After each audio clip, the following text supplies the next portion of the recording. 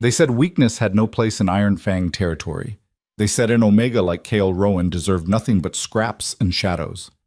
But tonight, in the frozen wilderness where even predators feared to tread, Kael made a choice that would shake the foundations of power itself. He chose 3 lives over his own survival. When the Alpha King arrived with eyes like winter steel, searching for corruption in the bloodlines, he never expected to find the kingdom's greatest secret hidden in the hands of its most invisible outcast. This is the story of how the forgotten became unforgettable.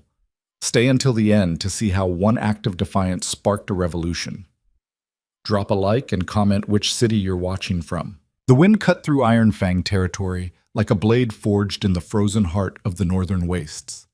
It howled through the pine forests, stripped bark from ancient trees, and drove needles of ice into any flesh foolish enough to face it unprotected. In this unforgiving land, survival wasn't a right. It was a privilege earned through strength, ferocity, and the ruthless elimination of anything weak.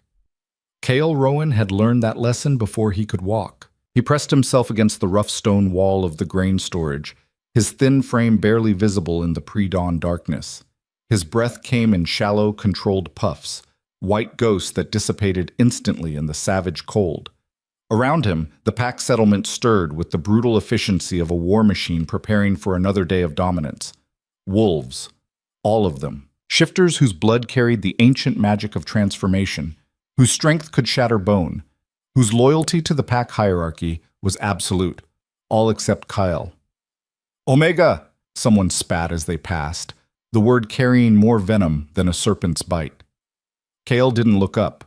He'd learned that too. Invisibility was survival. The pack member's boots crunched past in the frozen mud, and Kyle released a breath he hadn't realized he'd been holding. Omega, the lowest rank. The designation that marked him as less than nothing in a society that worshipped power. While Alphas commanded and Betas served with pride, Omegas existed in the cracks, unwanted, unvalued, barely tolerated. They received the scraps after everyone else had eaten. They took the work no one else would touch.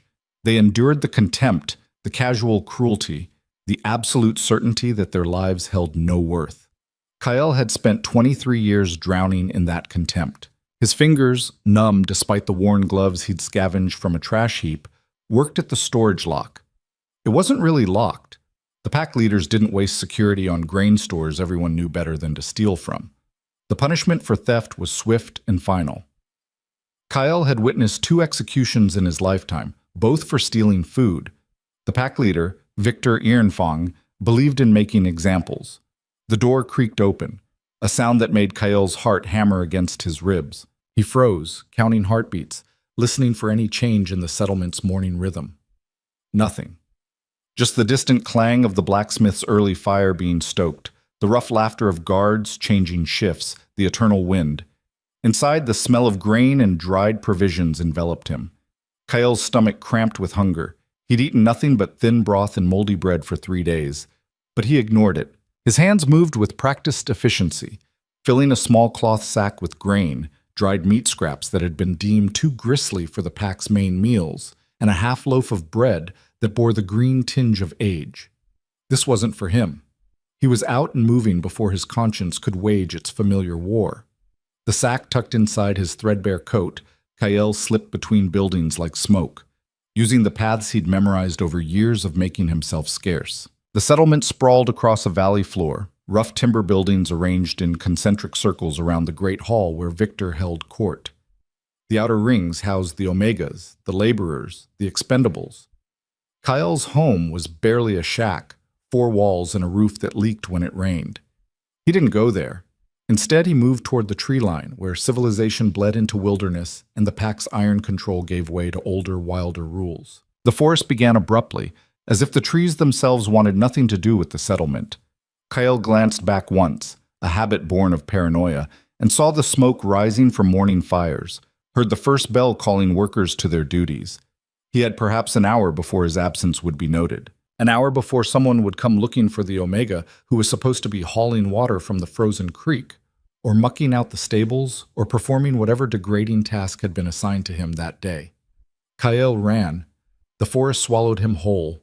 Here, Beneath the ancient pines and bare oaks, the wind's fury lessened to a constant moan. Snow lay thick on the ground, unmarred except for animal tracks, deer, rabbits, and the larger prints of predators that hunted these woods. Kael followed a path only he knew, marked by subtle signs he'd learned to read. A broken branch here, 3 stones stacked there, a strip of cloth tied to a low-hanging limb. 20 minutes of hard running brought him to the hollow. It was a natural formation, a place where 3 massive boulders had tumbled together in some ancient catastrophe, creating a sheltered space beneath their bulk. Snow had drifted against the entrance, concealing it from casual view. Kael's hands trembled, from cold or anticipation he couldn't tell, as he brushed the snow aside and crawled into the darkness. 3 pairs of eyes gleamed in the shadows. "Hey," Kael whispered, his voice cracking with emotion he usually kept buried. "I'm here. I brought food." The wolf pups emerged cautiously, their movements still uncertain despite the weeks Kael had been feeding them. They were perhaps 3 months old enough to be weaned but far too young to survive alone. Their fur, which should have been thick and lustrous, hung loose on frames too thin. Ribs showed beneath their coats. Their eyes held the same wariness Kael saw in his own reflection, the knowledge that the world was hostile, that survival meant constant vigilance. The largest of the 3, a male with fur the color of storm clouds, approached first. Kael had named him Ash, though he'd never spoken the name aloud. Names implied attachment, and attachment was dangerous. Still, as Ash's cold nose pressed against Kael's palm, he felt something warm unfold in his chest, something that had no place in Ironfang territory. "Hope. I know you're hungry," Kael murmured, dividing the food into 3 portions. The other 2 pups, a female with fur like autumn rust and another male, smaller and paler, crept forward. Kael had named them Ember and Ghost. "Eat slowly. I'll be back tomorrow." He watched them devour the food with single-minded intensity. They didn't fight over it, didn't compete. They simply ate with the desperation of creatures who understood that every meal might be their last. When they'd finished, they looked at him with something that might have been trust, might have been simple recognition that he was the source of their survival. Kael reached out slowly, letting Ash sniff his hand before scratching behind the pup's ears. The trust this simple gesture represented nearly broke him. In a world that had given him nothing but contempt, these 3 abandoned lives looked at him and saw something worth approaching. "I don't know why you're out here," Kael whispered. "I don't know who left you or why, but I won't let you die. I promise." It was an absurd promise. Kael had no resources, no power, no protection. He was stealing food to keep them alive, risking execution with every visit. If the pack discovered what he was doing, feeding pups that had been abandoned, that had clearly been deemed unworthy of life, the consequences would be catastrophic. But Kael had made the promise anyway, because some part of him understood these pups in a way he understood nothing else. They were outcasts, invisible, forgotten, just like him. A branch cracked in the distance. Kael's head snapped up, his entire body going rigid. The pups sensed his fear and retreated into the hollow's depths, their eyes vanishing into shadow. Kael remained perfectly still, listening with every sense he possessed. Another crack. Closer. Someone was in the forest. Someone was moving toward the hollow. Kael's mind raced through possibilities, each worse than the last. Had someone followed him? Had his theft been discovered? "I know you're out here, Omega." The voice froze Kael's blood. He recognized it instantly. Marcus, one of Victor's enforcers, a beta with a reputation for cruelty and an absolute loyalty to pack hierarchy.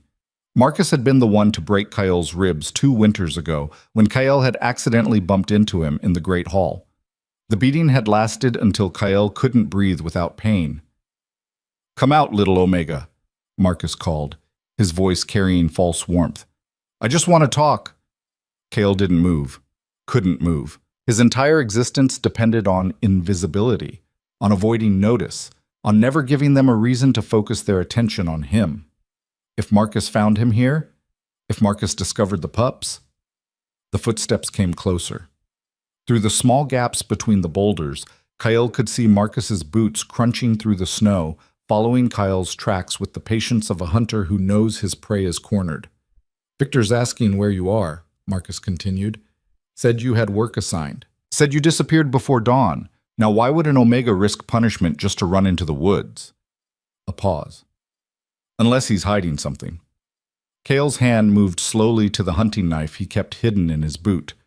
A weapon he'd taken from a drunk pack member years ago. It was small, barely sharp, probably useless against a trained beta. But it was all he had. Marcus's shadow fell across the hollow's entrance. Found your little hideaway, Marcus said, and Kyle could hear the smile in his voice, the pleasure of a predator who'd cornered something helpless. What have you got in there, Omega? Stolen goods? A secret stash? Kale's fingers closed around the knife handle. Behind him, in the darkness, the pups made no sound. They understood danger when it arrived. Marcus crouched, peering into the hollow. His eyes hadn't adjusted to the darkness yet. Kyle could see him squinting, trying to make out shapes in the shadows. In another few seconds, his vision would clear. He'd see Kyle. He'd see the pups. And then it would be over. I'm going to count to 3, Marcus said, his voice hardening. And then I'm coming in there. 1. I'm not hiding anything. Kale spoke before he could stop himself, before fear could paralyze his voice. He crawled forward, emerging from the hollow with his hands visible, the knife remaining hidden in his boot. Snow clung to his thin coat as he stood, making himself as non-threatening as possible. Marcus straightened, disappointment flickering across his scarred face. He'd been hoping for resistance, for an excuse. Then what are you doing out here? Marcus demanded. Checking traps, Kale lied, the words coming automatically. For rabbits. I set them last week. It wasn't completely a lie. Kale did set traps, though he rarely caught anything. The explanation was plausible enough that Marcus's eyes narrowed with suspicion rather than certainty. Victor doesn't pay you to hunt, Marcus said. He pays you to work. He doesn't pay me at all, Kyle replied quietly. I work for food and shelter, the same as I've always done. It was dangerous to contradict Marcus, even with truth, but sometimes the truth was the only shield available. Marcus's face darkened, but before he could respond, another voice cut through the forest. Marcus! Both men turned. Another enforcer was approaching through the trees, his expression urgent.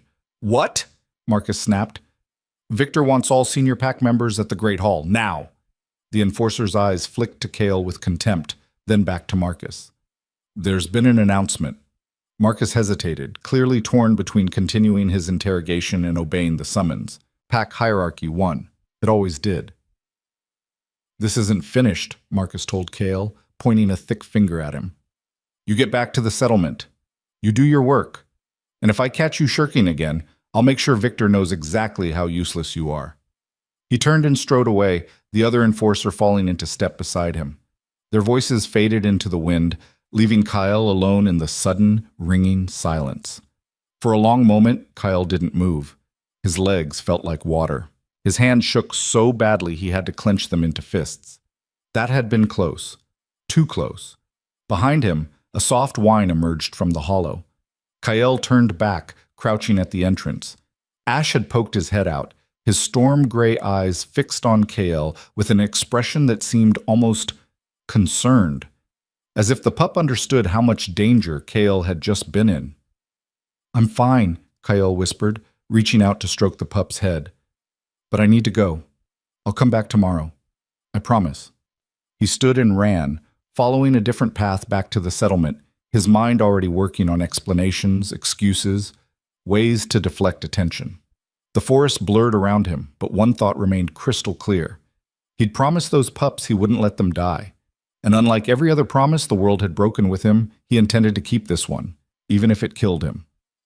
The Great Hall dominated the settlement center, a massive timber structure with a roof of slate and walls thick enough to withstand siege.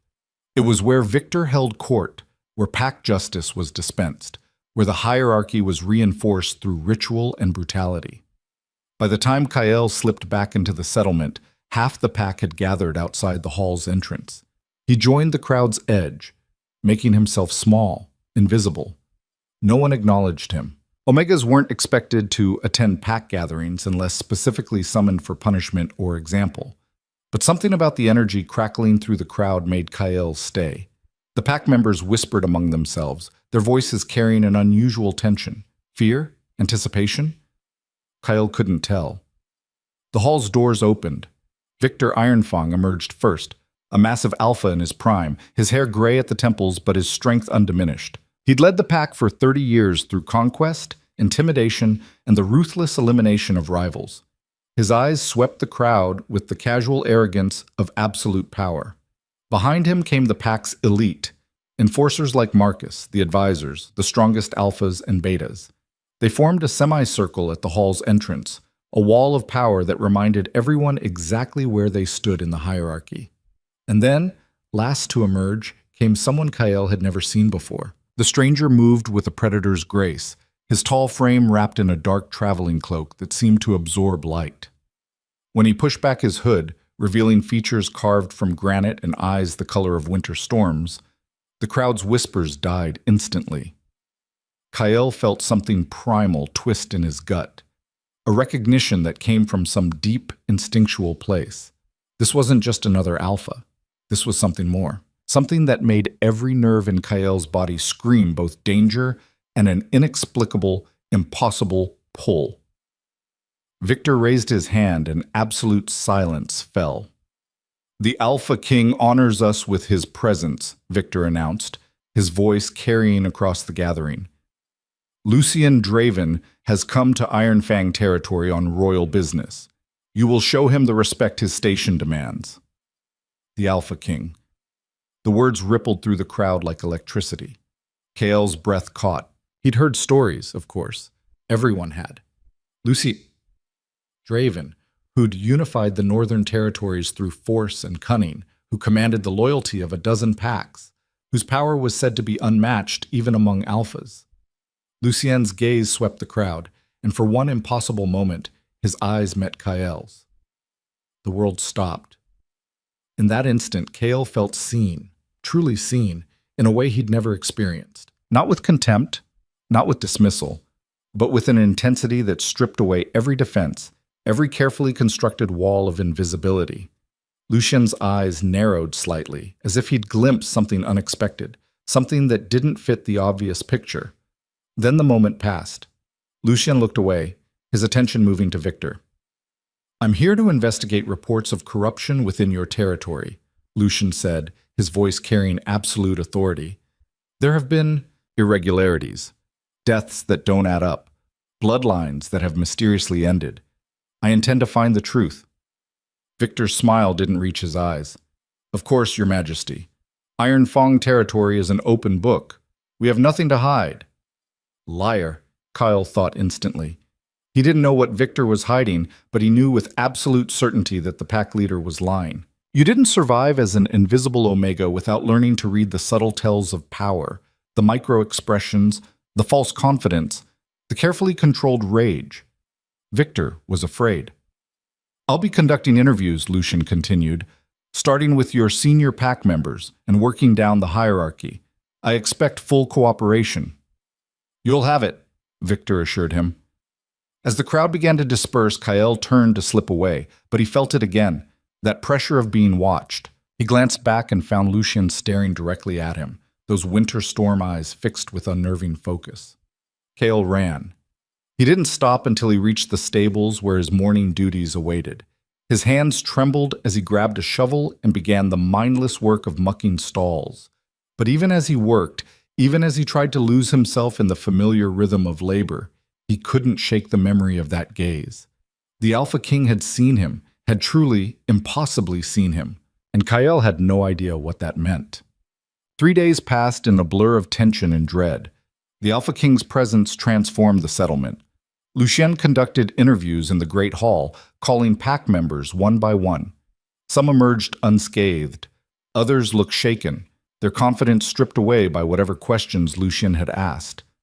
Rumors spread like wildfire, that Lucien could sense lies, that he had sources inside the pack, that he knew secrets no outsider should know. Victor maintained his facade of cooperation, but Kyle noticed the way he watched Lucien, the way a wolf watches a rival who might challenge for dominance. Kyle kept his head down and his routine unchanged. Each morning before dawn, he stole food and ran to the hollow to feed the pups. They were growing stronger, their movements more confident, their trust in him deepening. Ash had started following Kael back toward the tree line, reluctant to let him leave. Ember had begun making small, playful sounds. Ghost, the smallest and most cautious, had finally eaten directly from Kael's hand. Each small victory felt both precious and terrifying. The stronger they grew, the harder it would be to keep them hidden. The more attached Kael became, the more he had to lose. On the fourth morning, Kael arrived at the hollow to find the pups agitated. They paced in tight circles, their ears flat against their heads, low whines emerging from their throats. Kael knelt, distributing the food, but they barely touched it. Something had frightened them. "What is it?" Kael whispered, scanning the forest. Everything looked normal. Snow-covered trees, the eternal wind, the weak dawn light filtering through branches. But the pup's instincts were sharper than his. If they sensed danger... A twig snapped behind him. Kael spun, his hand going to his boot knife, and found himself face to face with the Alpha King. Lucien stood 10 feet away, his dark cloak dusted with snow, his expression unreadable. He must have followed Kael from the settlement, must have tracked him through the forest with the silent skill of an apex predator. They stared at each other in frozen silence. Behind Kael, the pups had gone absolutely still, their survival instinct recognizing a threat far beyond their ability to fight.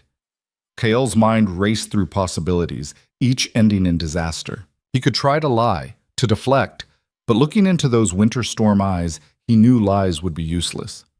"These are the pups you've been feeding," Lucien said finally. Not a question. A statement. Kael said nothing. His throat had closed around words. All he could do was position himself between Lucien and the hollow, a futile gesture of protection that wouldn't stop an Alpha King for even a moment. Lucien took a step closer, and Kael tensed, but the Alpha King didn't move toward the pups. Instead, he studied Kael with that same unnerving intensity from the first day. "You're an Omega," Lucien said slowly, as if working through a puzzle. "You have no status, no resources, no protection. Yet you risk execution to feed 3 abandoned wolf pups." He tilted his head. "Why?" The question hung in the cold air between them. Kael could feel the pup's fear radiating from the hollow, could hear his own heartbeat pounding in his ears. Every instinct screamed at him to submit, to lower his eyes, to make himself even smaller in the presence of such overwhelming power.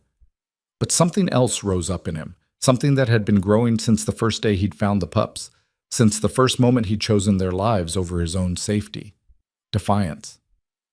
"Because no one else would," Kael said quietly. His voice didn't shake. "Because they were left to die, and that's not right." Lucien's eyes narrowed. "In this territory, the weak don't survive. That's not cruelty. That's nature." "That's bullshit," Kael said, and immediately realized what he'd done. You didn't contradict an Alpha King. You didn't challenge power with nothing but words. But he'd already started, and some part of him refused to stop. Strength isn't just about who can fight the hardest. These pups, he gestured behind him, without taking his eyes off Lucien. They're survivors. They've lived this long against impossible odds.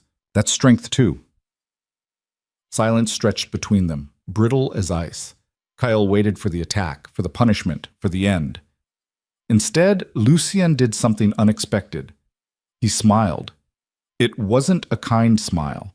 It was the smile of a predator who'd found prey that finally offered interesting resistance. "Show me," Lucien said. "What?" "The pups. Show me what you think is worth dying for." Kael hesitated, every survival instinct warring against trust. But what choice did he have? Lucien had already found them, already knew. The only question was whether he'd kill them immediately or let Kael say goodbye first. Slowly, moving with exaggerated care, Kael turned and knelt at the hollow's entrance. "It's okay," he whispered to the terrified pups. "Come here. Let him see you." For a terrible moment, nothing happened. Then Ash, brave foolish Ash, crawled forward, his storm-gray eyes fixed on Lucien with a mixture of fear and defiance that mirrored Kael's own expression. Ember followed, then Ghost, the 3 of them pressing against Kael's legs as if he could somehow shield them from what came next. Lucien approached slowly, his movements controlled, non-threatening. He knelt in the snow a few feet away, bringing himself down to their level. His eyes moved over each pup with the focus of someone conducting an examination. Then his expression changed. The casual interest vanished, replaced by something harder, sharper. Lucien leaned forward, his nostrils flaring as he scented the pups. His eyes widened fractionally, the first true emotion Kael had seen from him. Impossible, Lucien breathed. What? Lucien's gaze snapped to Kael. Where did you find them? Here, in this hollow, about 6 weeks ago. They were barely alive. Who else knows about them? The urgency in Lucien's voice sent alarm skittering down Kael's spine. No one. Just me. I've kept them hidden. Why? What's wrong? Lucien stood abruptly, his hand going to the sword at his hip, not drawing it, but resting there as if preparing for violence. His eyes scanned the forest with predatory alertness. These pups, Lucien said quietly, carry the bloodline of House Silvermane, a noble family that was wiped out in a plague 3 years ago. He looked back at Kael. Or so everyone was told. The words hung in the air, heavy with implication. Kael's mind struggled to process what he was hearing. I'm saying these pups shouldn't exist, Lucien interrupted. I'm saying if they're Silvermane heirs, their entire family was murdered, not killed by plague. I'm saying someone went to great lengths to eliminate a rival bloodline and make it look natural. His expression hardened. And I'm saying whoever did that will kill anyone who threatens to expose the truth. Kael's blood turned to ice. Victor. Very likely. Lucien's eyes met his. Which means you, Omega, have been protecting the kingdom's most dangerous secret. And if Victor discovers what you know... A branch cracked in the distance. Not the small snap of an animal moving through undergrowth, but the heavy crack of something large moving fast. Lucien's hand closed around his sword hilt. Run, he said quietly. What? Take the pups. Run, now. But before Kael could move, figures emerged from the trees. Marcus appeared first, flanked by 5 other enforcers, all armed, all wearing expressions of grim purpose. Behind them came more pack members, spreading out in a loose circle that surrounded the hollow. And at the center, moving with absolute confidence, came Victor Ironfang. Your Majesty, Victor said, his voice carrying false warmth, I heard you'd wandered into the forest. These woods can be dangerous for those unfamiliar with the territory. His eyes moved to Kael, and all pretense of warmth vanished. I see you've found our troublesome Omega and his little pets. Kael's hand moved instinctively toward his boot knife, but Lucien's voice stopped him. Don't. The word wasn't a command. It was a warning. Victor had brought at least a dozen enforcers. Even an Alpha King couldn't fight those odds without casualties. And the first casualty would be Kael. Victor smiled, reading the tactical situation perfectly. It seems we have a problem, Your Majesty. This Omega has been stealing from pack resources, feeding strays in violation of territory law. Such behavior demands correction. He gestured to Marcus. Take him. No, Lucien said quietly. The single word stopped everyone cold. Marcus hesitated, looking between the Alpha King and his pack leader, uncertainty flickering across his face. Victor's smile didn't waver. With respect, Your Majesty, this is an internal pack matter. Those pups are House Silvermane heirs, Lucien interrupted, which makes them my concern, not yours. And this Omega, he moved slightly, positioning himself between Kael and the enforcers, is under my protection as of this moment. The forest went absolutely silent. Victor's mask finally cracked, rage bleeding through his careful control. You overstep, Lucien. Do I? Lucien's hand remained on his sword. Then perhaps you can explain how 3 Silvermane pups ended up abandoned in your territory. How a bloodline you claimed was wiped out by plague somehow produced heirs. How convenient it was that their entire family died just as you were consolidating power in this region. You're accusing me of murder? Victor's voice dropped to a growl. Based on the ravings of an Omega and 3 mongrel pups? I'm accusing you of treason, Lucien corrected. Of eliminating a noble house to expand your territory. Of poisoning children and leaving them to die. Shall I continue? Victor's hand moved to his own weapon, Around the clearing, enforcers shifted, hands moving to swords and axes. The math was simple and brutal. One Alpha King against a dozen armed warriors. No matter how powerful Lucian was, those odds would end in blood. And Kael, standing between them with 3 terrified pups pressed against his legs, understood with crystal clarity that he was about to die. But then something strange happened. As Victor's warriors prepared to attack, as the forest held its breath waiting for violence, Kael felt something shift inside him. It started as warmth in his chest, a sensation he'd never experienced before. The warmth spread through his body, filling spaces he hadn't known were empty, igniting nerves he'd thought long dead. Power. It wasn't transformation. Kael had never been able to shift, had accepted years ago that his Omega blood was too weak to carry that magic. But this was different. This was something else entirely.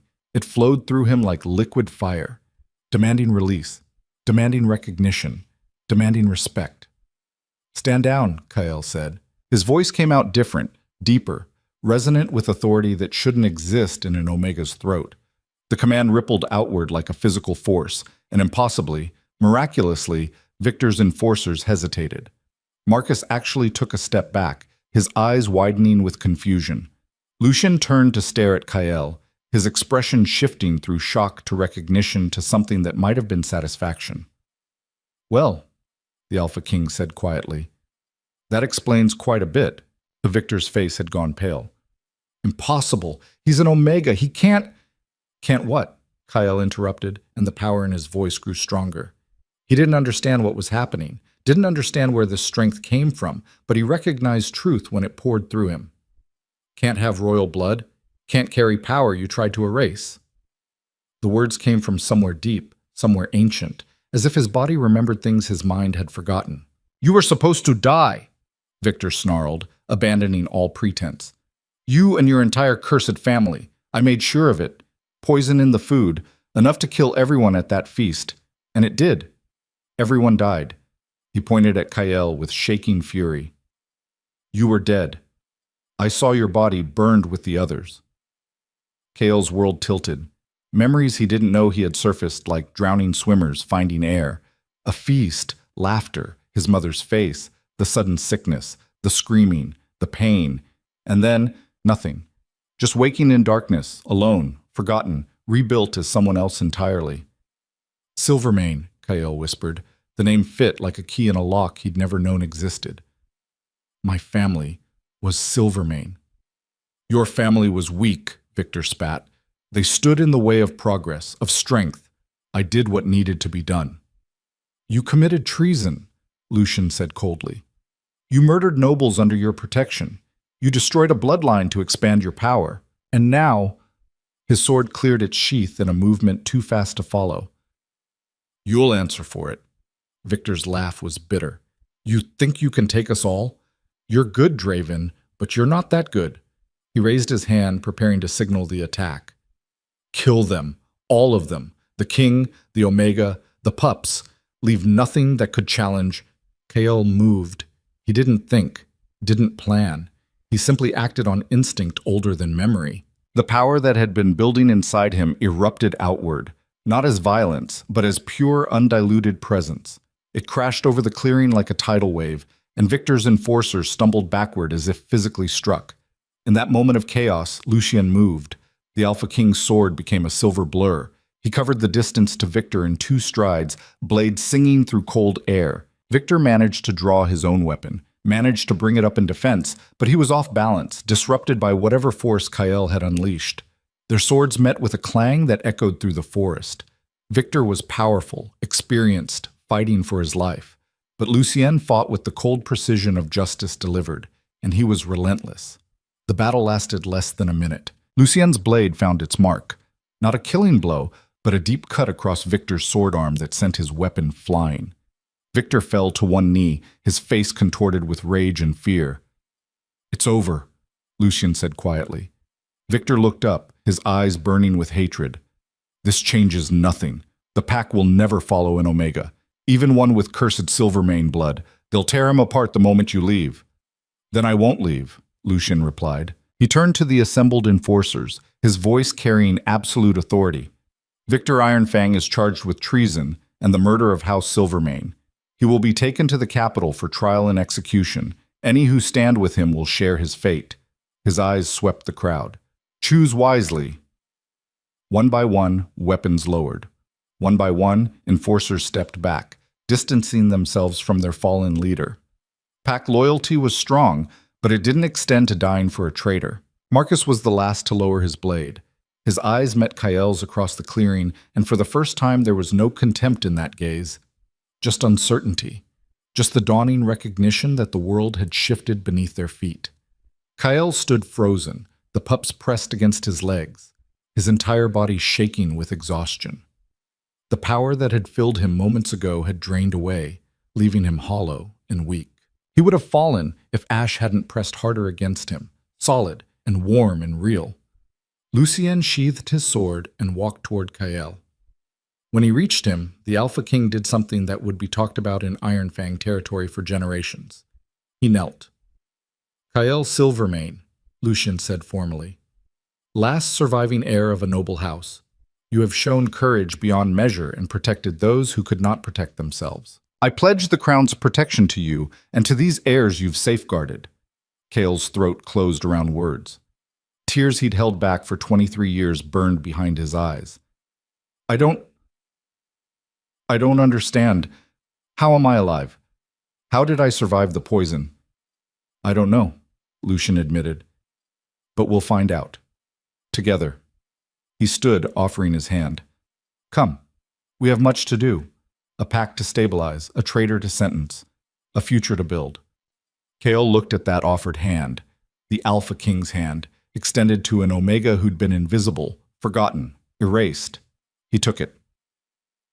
As Lucien pulled him to his feet, as the pack watched in stunned silence, as 3 wolf pups emerged fully from their hollow to stand beside the 2 most powerful figures in their world, Kael felt something he'd never felt before. Not hope, not quite yet, but possibility. The possibility that survival could become something more, that invisibility could transform into presence, that the forgotten could be remembered.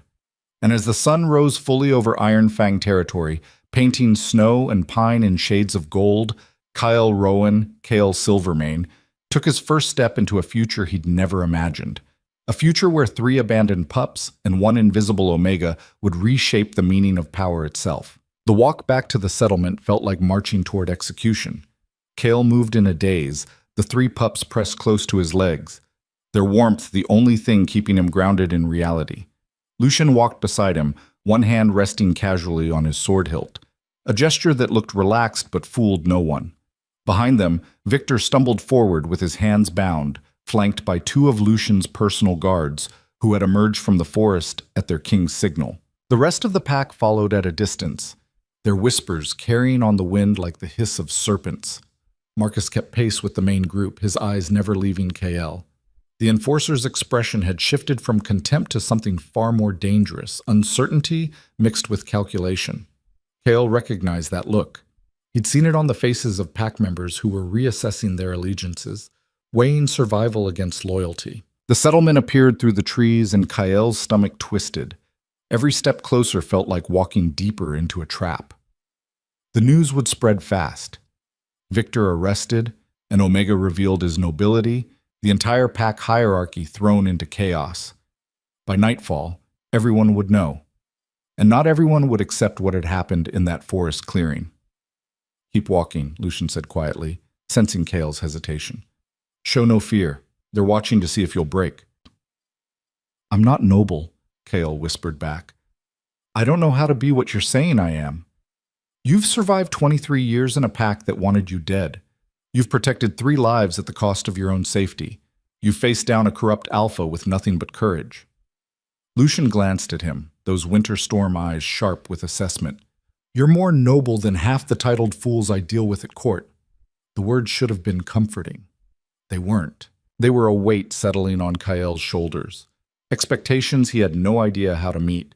A role he'd never asked for. A future that terrified him more than his invisible past. They entered the settlement to find half the pack already gathered in the central square. Word had traveled faster than Kael expected. Faces turned toward them, expressions ranging from shock to anger to barely concealed hostility. Kale felt the weight of their stares like physical blows. "Make way for the Alpha King," one of Lucien's guards commanded, his voice cutting through the growing murmur of voices. The crowd parted reluctantly, creating a corridor toward the great hall. As Kyle passed, he heard the whispers clearly now, no longer muffled by distance or forest sounds. "That's impossible. He's an Omega. Victor wouldn't commit treason. This is some kind of trick. Those pups are strays, nothing more. Silvermane? The family that died years ago? This is insane." Each word was a knife, but Kyle kept his eyes forward, kept walking. Ash pressed closer against his right leg, Ember against his left, Ghost trailing just behind. The pups sensed the hostility, their bodies tense and ready to bolt. But they stayed with Kyle, trusting him to lead them through danger just as he'd led them to food and safety these past weeks. That trust gave Kyle the strength to keep moving. The great hall loomed before them, its massive doors standing open like the mouth of some enormous predator. Inside, Lucien's remaining guards had already secured the space, their presence a clear message. The Crown controlled this territory now, not the pack. "Bring him," Lucien ordered, gesturing to Victor.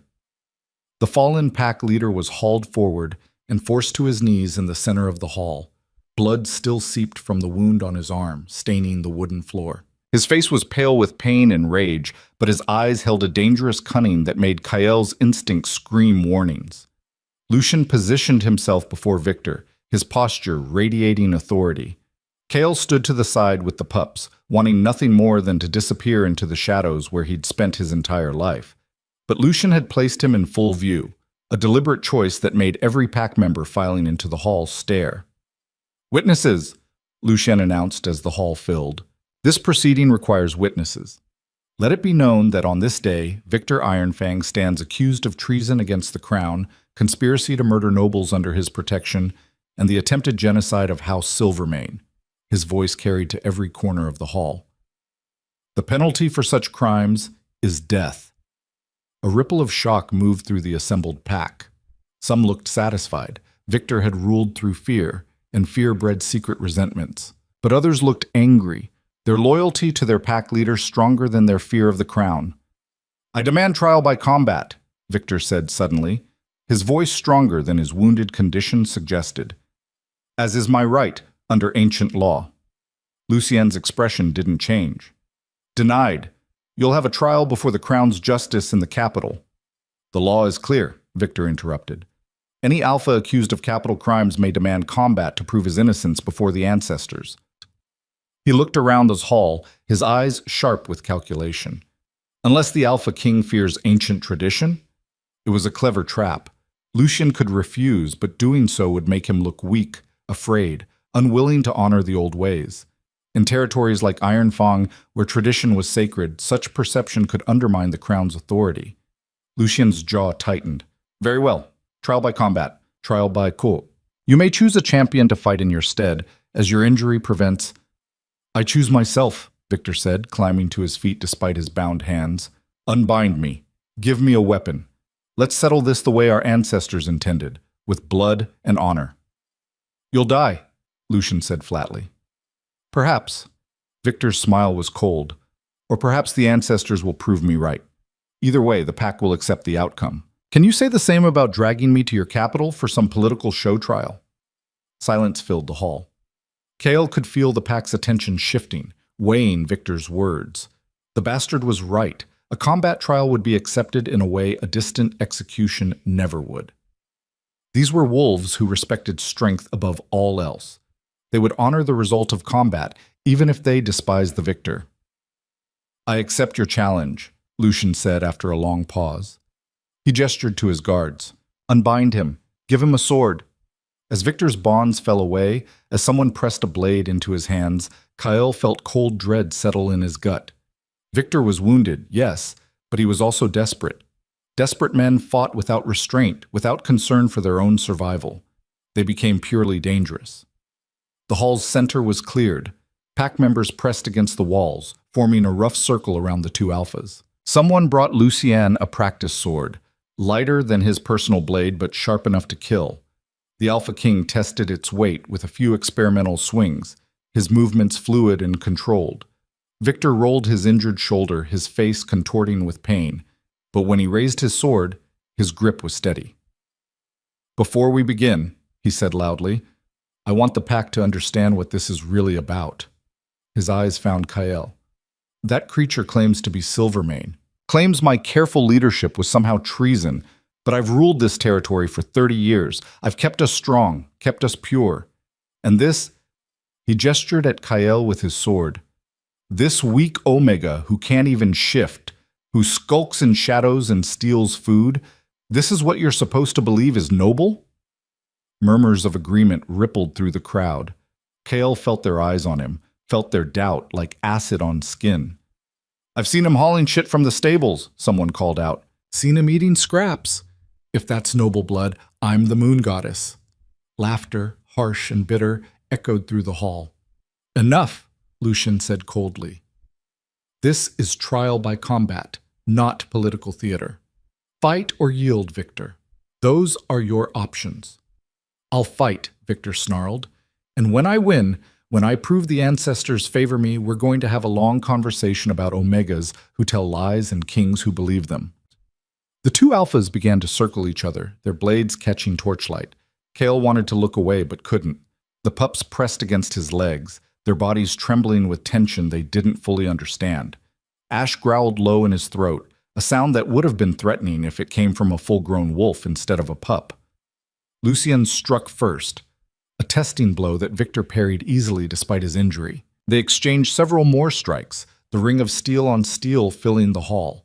Victor fought with the aggression of someone who had nothing to lose, pressing forward, using his larger frame to try to overwhelm Lucian's defense. But Lucian fought with precision. Every block was economical, every counterstrike calculated. He was reading Victor's pattern, learning his rhythm, waiting for the perfect opening. It came 30 seconds into the fight. Victor overextended on a downward slash, his injured arm betraying him for just a moment. Lucien's blade darted forward like a striking snake, catching Victor's sword hand. The blade skittered across the floor as Victor stumbled backward, clutching his bleeding hand. The fight should have been over. But Victor wasn't finished. He charged forward with a roar, abandoning his weapon, using his sheer size and strength in a last desperate gambit. He crashed into Lucian, driving them both to the ground in a tangle of limbs. His hands found Lucian's throat, squeezing with the desperation of a dying man. Lucian's face darkened as his air cut off. His hands came up, trying to break Victor's grip, but the angle was wrong, the leverage favoring the man on top. Kael moved without thinking. He crossed the space in 3 running steps, his boot knife clearing its sheath. He didn't aim for Victor's body. That would just make the man angry. Instead, he drove the small blade deep into the pressure point behind Victor's knee, the spot he'd learned about from watching pack members practice combat. Victor's scream of pain was inhuman. His grip on Lucian's throat released as his leg gave out. He rolled away, clutching his knee, blood pouring between his fingers. Lucian gasped for air, his face flushed. He grabbed his fallen sword and stood, moving to where Victor writhed on the floor. "Yield," Lucian commanded, his voice hoarse but firm. Victor looked up at him, then at Kael, then back to Lucien. Something in his expression shifted, acceptance mixed with hatred. "I yield," he rasped. Silence filled the hall. Then Lucien raised his sword and drove it through Victor's heart. The former pack leader's body went rigid, then slack.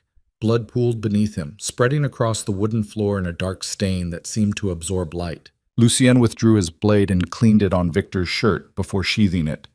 "Trial by combat is concluded," Lucien announced. "The accused was found guilty by the ancestors' judgment and has paid the price of his treason." He turned to face the assembled pack.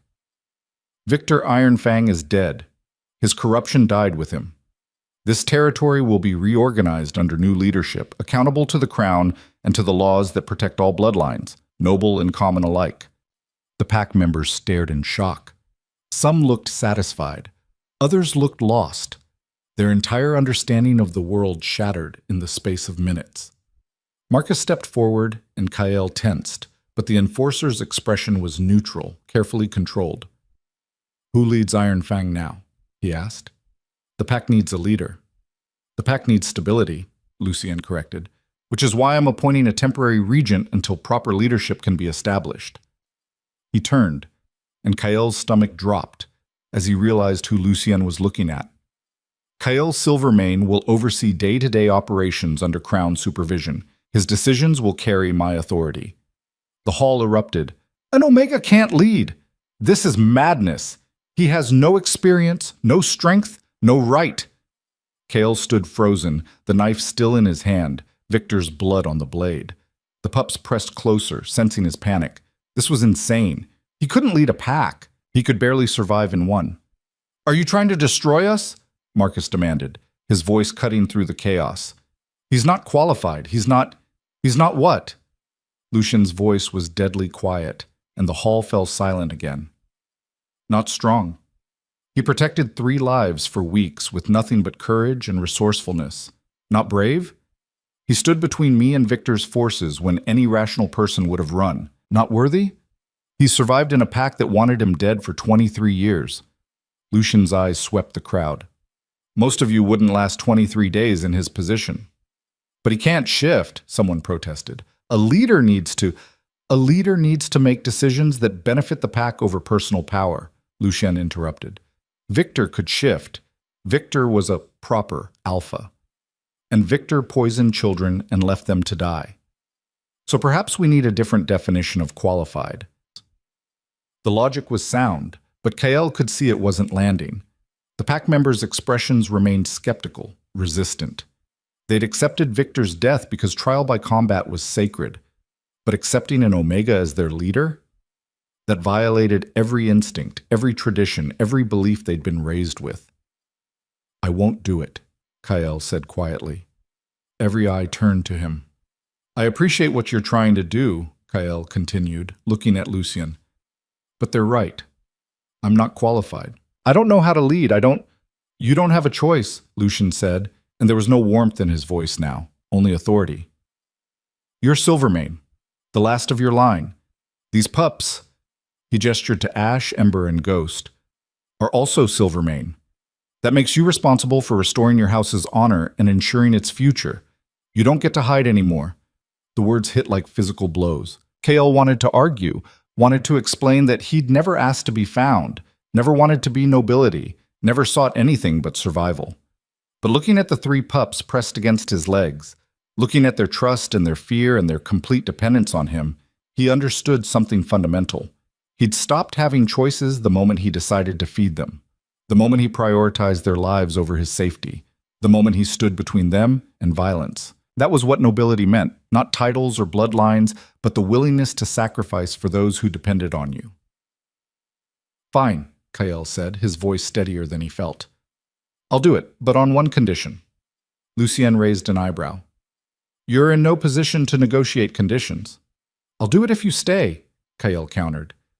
You said yourself this pack needs stability. They won't accept me without visible crown support. So stay.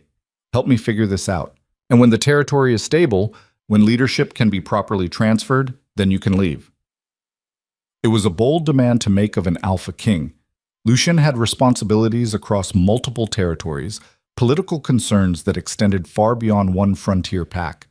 He should refuse. Instead, Lucien smiled, that predator's smile that never quite reached his eyes. Agreed. I'll stay until you're ready, or until you get yourself killed, whichever comes first. The pack members exchanged glances, their expressions ranging from disbelief to anger to resignation. But no one challenged the decision openly. They just watched their leader die. They'd seen Lucien's strength, seen Kael's strange power in the forest.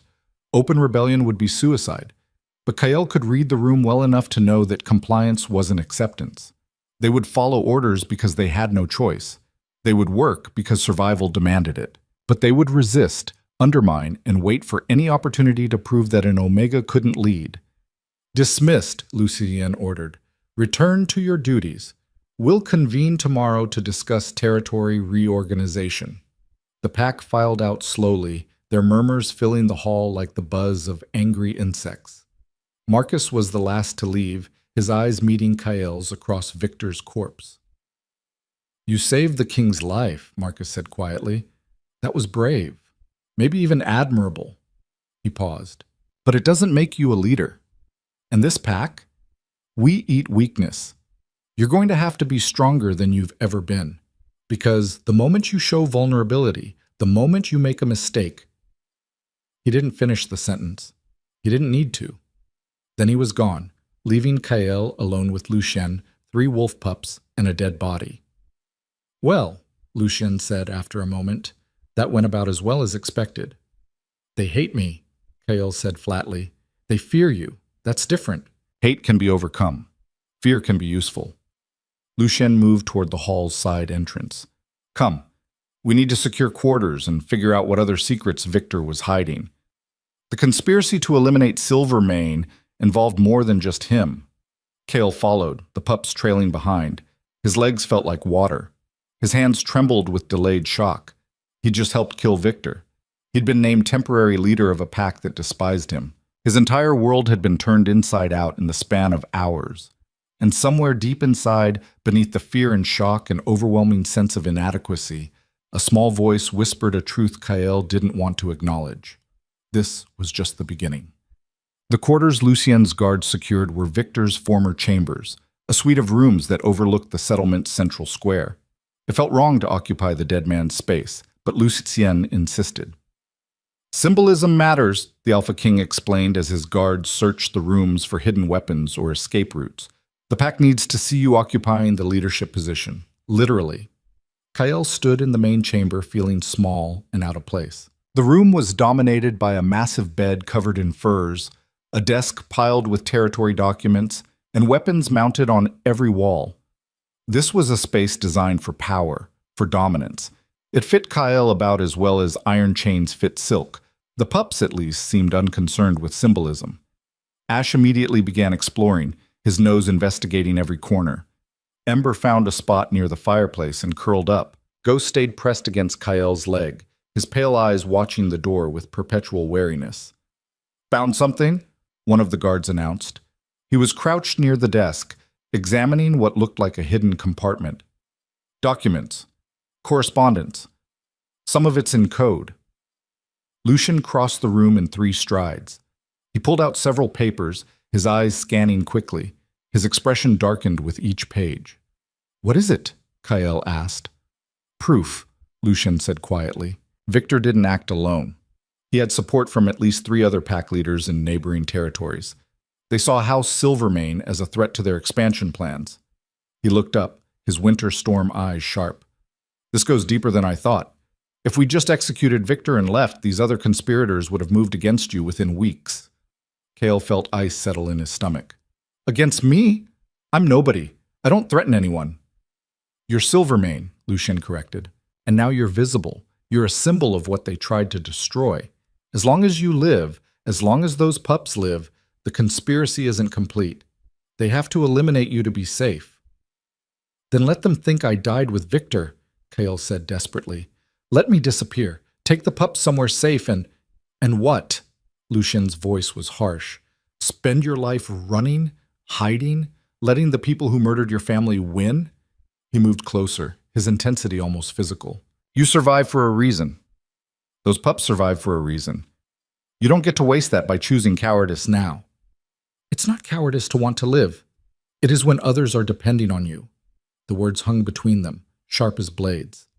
Kael wanted to argue, wanted to make Lucien understand that he'd never asked for any of this, that all he'd wanted was to feed 3 abandoned pups, that he wasn't built for leadership or politics or standing against conspiracies. But then Ghost whimpered, pressing harder against Kael's leg, and Ash padded over to sit at his other side, and Ember raised her head from the fireplace to watch him with trusting eyes.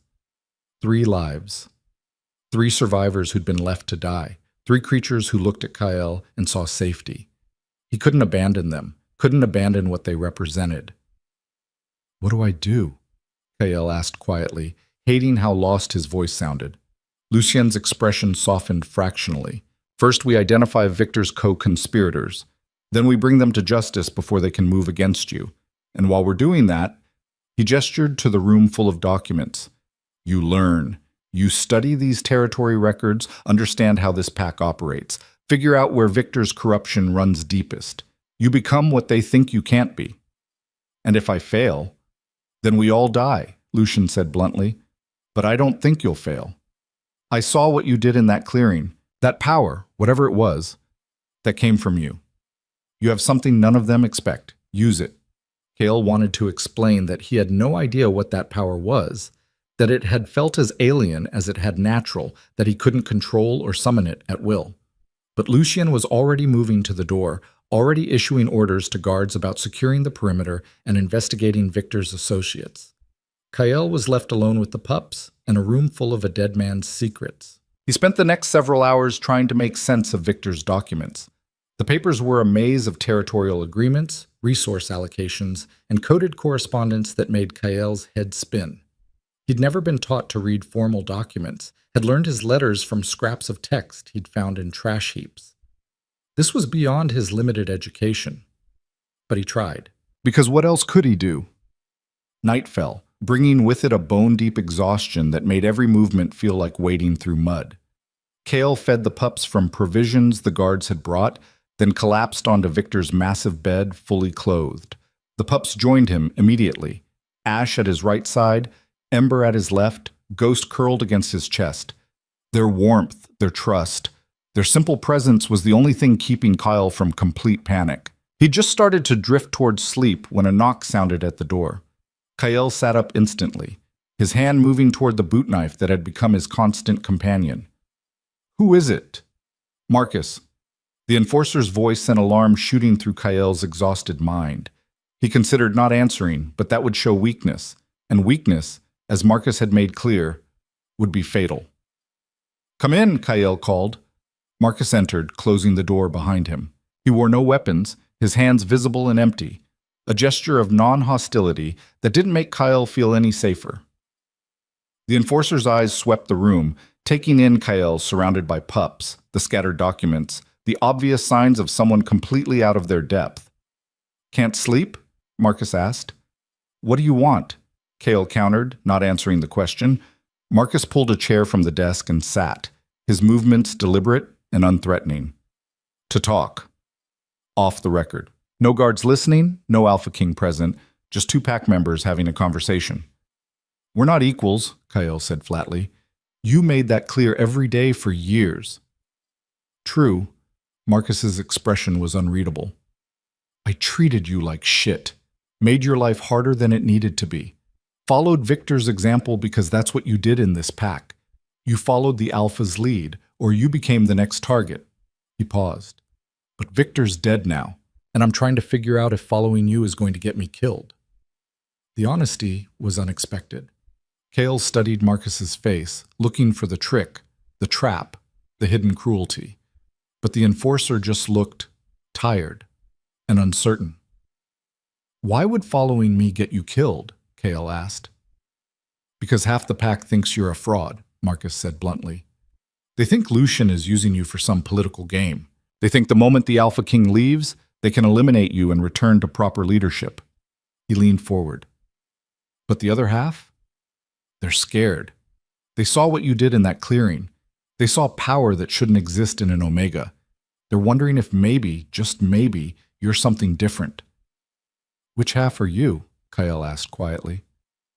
Marcus was silent for a long moment. "I'm the half that's smart enough to know the world just changed. Victor ruled through fear and tradition. That worked for 30 years. But fear breaks and traditions die. You? You survived what should have killed you. You protected lives when it was easier to let them die. You stood up to an Alpha King and made demands." He shook his head slowly. "That's not weakness. I don't know what it is, but it's not weakness." Kyle felt something tight in his chest loosen slightly. Not trust, he wasn't foolish enough for that, but perhaps the beginning of understanding. "What do you want from me?" Kyle asked. "Proof that you can lead," Marcus replied.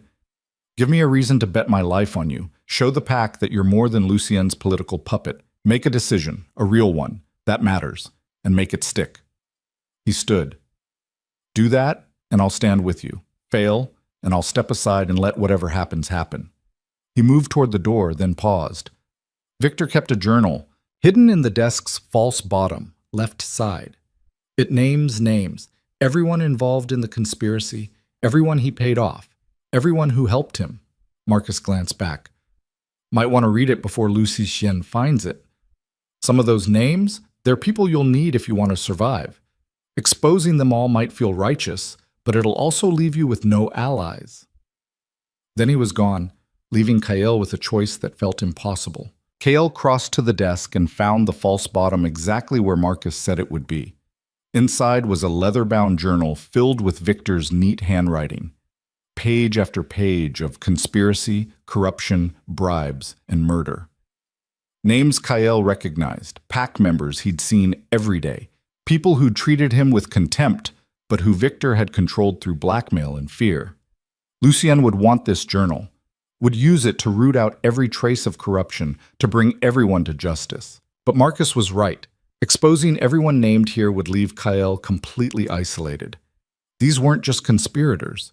They were skilled pack members whose expertise would be needed to keep the territory functioning, the blacksmith who'd helped dispose of evidence, the healer who'd falsified death records, the tracker who'd helped hunt down fleeing Silvermane survivors.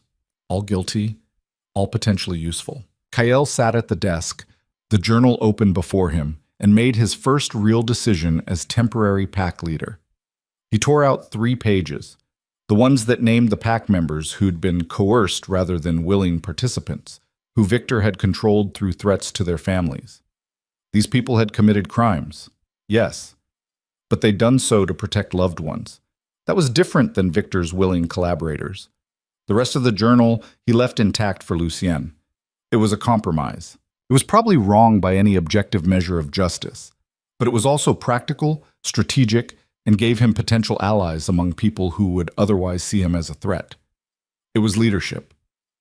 Kael returned to bed, the journal hidden under his pillow, his mind racing too fast for sleep. The pups had barely stirred during Marcus's visit or Kael's deliberations. They trusted him completely, believed he would keep them safe no matter what. That trust was terrifying, because Kael had no idea if he could actually deliver on the promise it represented. Dawn came too fast, bringing with it a summons to the Great Hall. Lucien had called a full pack assembly, every adult member required to attend. As Kael entered with the 3 pups trailing behind him, he felt the weight of hundreds of eyes settling on him like chains. The hall was packed. Pack members lined the walls, filled the benches, crowded the standing spaces. Their expressions ranged from curious to hostile to carefully neutral. At the front, Lucien stood on the raised platform where Victor used to hold court. Beside him stood several of his guards and a woman Kael didn't recognize, tall, severe, carrying herself with the authority of someone accustomed to power. "Kael," Lucien called, "join me." Every step across that hall felt like walking through fire. Whispers followed Kael, words just barely audible. "Look at him, still dressed like a beggar. Those pups are pathetic. What kind of heirs? This is a joke, an Omega plane at nobility."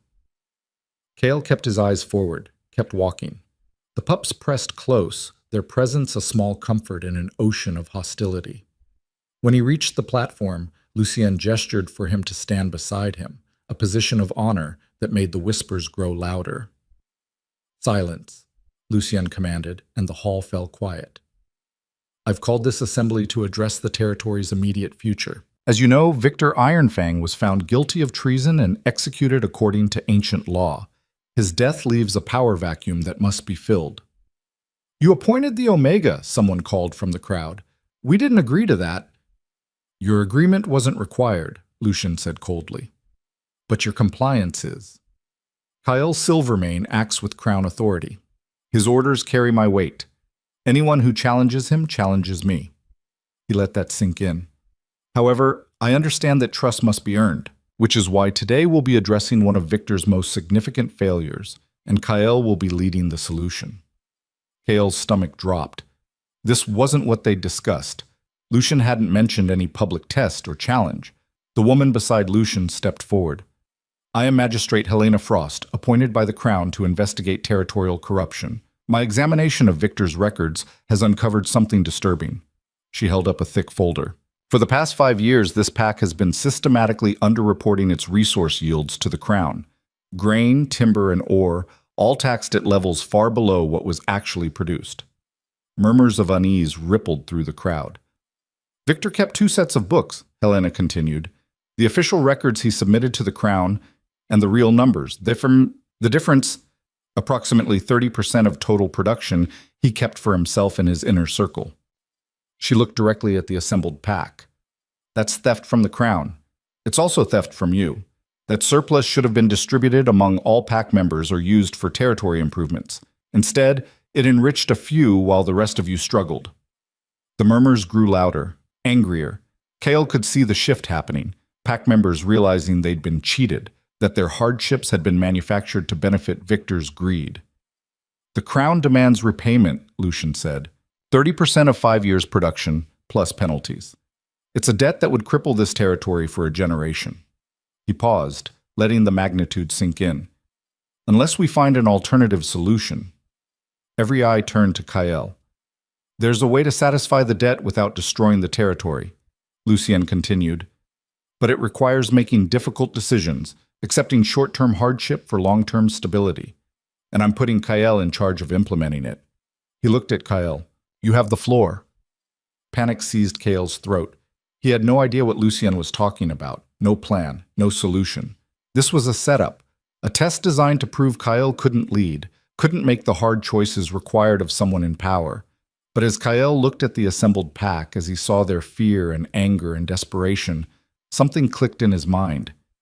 Victor had stolen from them, had used the pack's labor to enrich himself while pretending scarcity justified harsh conditions. The solution wasn't complicated, it just required someone willing to be unpopular. Victor's personal wealth, Kael said, his voice steadier than he felt. Everything he accumulated through theft, we confiscate it. Gold, goods, property. We use it to pay the Crown's debt. That's not enough, Helena interjected. Victor's personal wealth covers perhaps 40% of what's owed. Then we sell his trade agreements, Kael continued, the plan forming as he spoke. Victor had exclusive contracts with merchants in 3 territories. Those contracts are valuable. We sell them to the highest bidder and use the proceeds to pay down more debt. Still short, Helena said, but her expression suggested she was impressed he'd gotten this far. Kael took a breath. This was the part that would make him hated. The remaining debt gets paid through increased production quotas. But, he spoke louder, talking over the immediate protests. Those quotas fall only on pack members who benefited from Victor's corruption. Anyone who received extra rations, better housing, or preferential treatment under Victor's rule pays back what they gained. Everyone else continues at normal production levels. The hall erupted in chaos.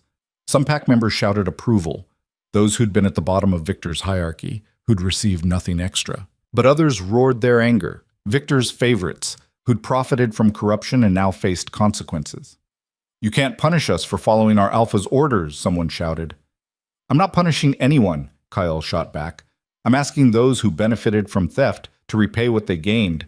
The alternative is spreading the burden across everyone, including people who got nothing from Victor's corruption. You tell me which is fair. The logic was sound, but fairness and popularity weren't the same thing. Kael could see the anger on faces throughout the crowd, people calculating how much they'd have to repay, how much harder their lives were about to become. Marcus stood from where he'd been sitting in the middle section. What about enforcers? He called out. We all got better rations under Victor. All got preferential treatment. You asking us to pay that back? It was a test. Everyone knew it. The enforcers were the pack's muscle, the ones who kept order. Targeting them would be politically suicidal, but exempting them would make Kael's fairness a lie. Yes, Kael said simply. Everyone who benefited pays back. No exceptions. That includes enforcers, advisors, and anyone else who took more than their share. He met Marcus's eyes across the hall. If that makes you angry, be angry at Victor. He's the one who stole from the pack. I'm just making it right. Silence fell. Not the peaceful kind, but the tense silence before a storm. Then Marcus did something unexpected. He nodded. Fair enough, the enforcer said. I'll pay my share, and I'll make sure the other enforcers do the same. It wasn't quite an endorsement, but it was acceptance. And in that moment, Kael felt the balance in the hall shift fractionally. Not everyone was convinced, but some were reconsidering. wondering if maybe, just maybe, this Omega understood fairness better than Victor ever had. Lucian let the silence stretch, then spoke. The Crown accepts this repayment plan. Magistrate Frost will oversee implementation to ensure accuracy and fairness. This assembly is dismissed. The pack filed out, their expressions ranging from grudging acceptance to open hostility. But they were leaving quietly, following orders, accepting the new reality. Kyle had survived his first real test. Lucien waited until the hall emptied before turning to Kyle. That was well done. Not what I expected, but effective. You set me up, Kyle said quietly. You didn't tell me about this plan beforehand. Because you needed to respond authentically, Lucien replied. If I'd coached you, they would have seen it as my decision, not yours. This way, they know it came from you. They know you can think on your feet. He smiled slightly. And now they know you're willing to make enemies to do what's right. That's leadership. Kyle wanted to feel proud, wanted to believe he'd handled it well. But all he felt was exhausted and aware that he'd just made powerful enemies among people who already despised him. How long before someone tries to kill me? Kale asked. Probably tonight, Lucien said casually, which is why you'll have guards, and why you'll start learning to defend yourself properly. He glanced at the 3 pups who'd remained quiet throughout the assembly. All of you. Those pups need to learn to survive in this world, and you need to learn to survive leading them through it. Kyle looked down at Ash, Ember, and Ghost. They stared back with complete trust, unaware of the target he'd just painted on all their backs. I need to tell you something, Kyle said quietly. He pulled Victor's journal from his coat. I found this last night. It's his conspiracy records. Names everyone involved. He hesitated, then pulled out the 3 torn pages. I removed these. They're pack members who were coerced, not willing participants. You thought they might be useful as allies, Lucien finished. He took the journal and the torn pages, examining both. His expression was unreadable. You're learning faster than I expected, and making harder choices. He handed the torn pages back. Keep these. Use them wisely. The people named here will owe you a debt for this mercy. Make sure they know it. It was approval. Tacit. Qualified. But real. Kale tucked the pages away, feeling the weight of them like burning coals against his chest. 3 people's lives in his hands. 3 people who would either become allies or future threats depending on how he handled this. Everything was threats and choices now. Everything was weighing consequences, calculating risks, trying to see 10 moves ahead when Kyle barely understood the current board. I don't know if I can do this, Kyle admitted quietly. I know, Lucien said. That's what makes you different from Victor. He never doubted, never questioned, never hesitated to destroy anything in his path. He placed a hand on Kyle's shoulder, a gesture that seemed almost paternal. You doubt because you care. You question because you think. You hesitate because you understand the weight of each decision. Those aren't weaknesses. They're what will make you a leader worth following. The words should have been comforting. They weren't. They were just more weight added to shoulders already buckling under impossible expectations. But Kyle straightened anyway, because 3 pups depended on him, because a pack, however reluctantly, was looking to him for direction, because he'd survived 23 years of hell and refused to let Victor's death be the end of his story. What's next? Kyle asked. Lucien's smile turned sharp. Next, we hunt conspirators. Victor's allies know you're alive now. They know you're protected, and they're going to make their move before you can consolidate power. His winter storm eyes glinted. So we're going to hit them first, hard, and you're going to lead the strike. Kale's stomach dropped. I don't know how to lead a military operation. Then you'll learn, Lucien said, starting tonight, because Victor's closest ally leads the Blackwood Pack 2 territories north, and according to that journal, he's planning to move against us within the week. He headed toward the door. Get some rest. You're going to need it. Tomorrow, we go to war. Kale stood alone in the empty hall, the 3 pups pressed against his legs, his entire world tilting on its axis. He'd wanted to survive, to feed 3 abandoned pups and stay invisible. Instead, he was marching toward war against enemies he didn't know, leading a pack that hated him, trying to restore a bloodline he barely remembered. And somewhere deep inside, beneath the fear and doubt and overwhelming sense of inadequacy, that same small voice whispered its truth. This was only the beginning.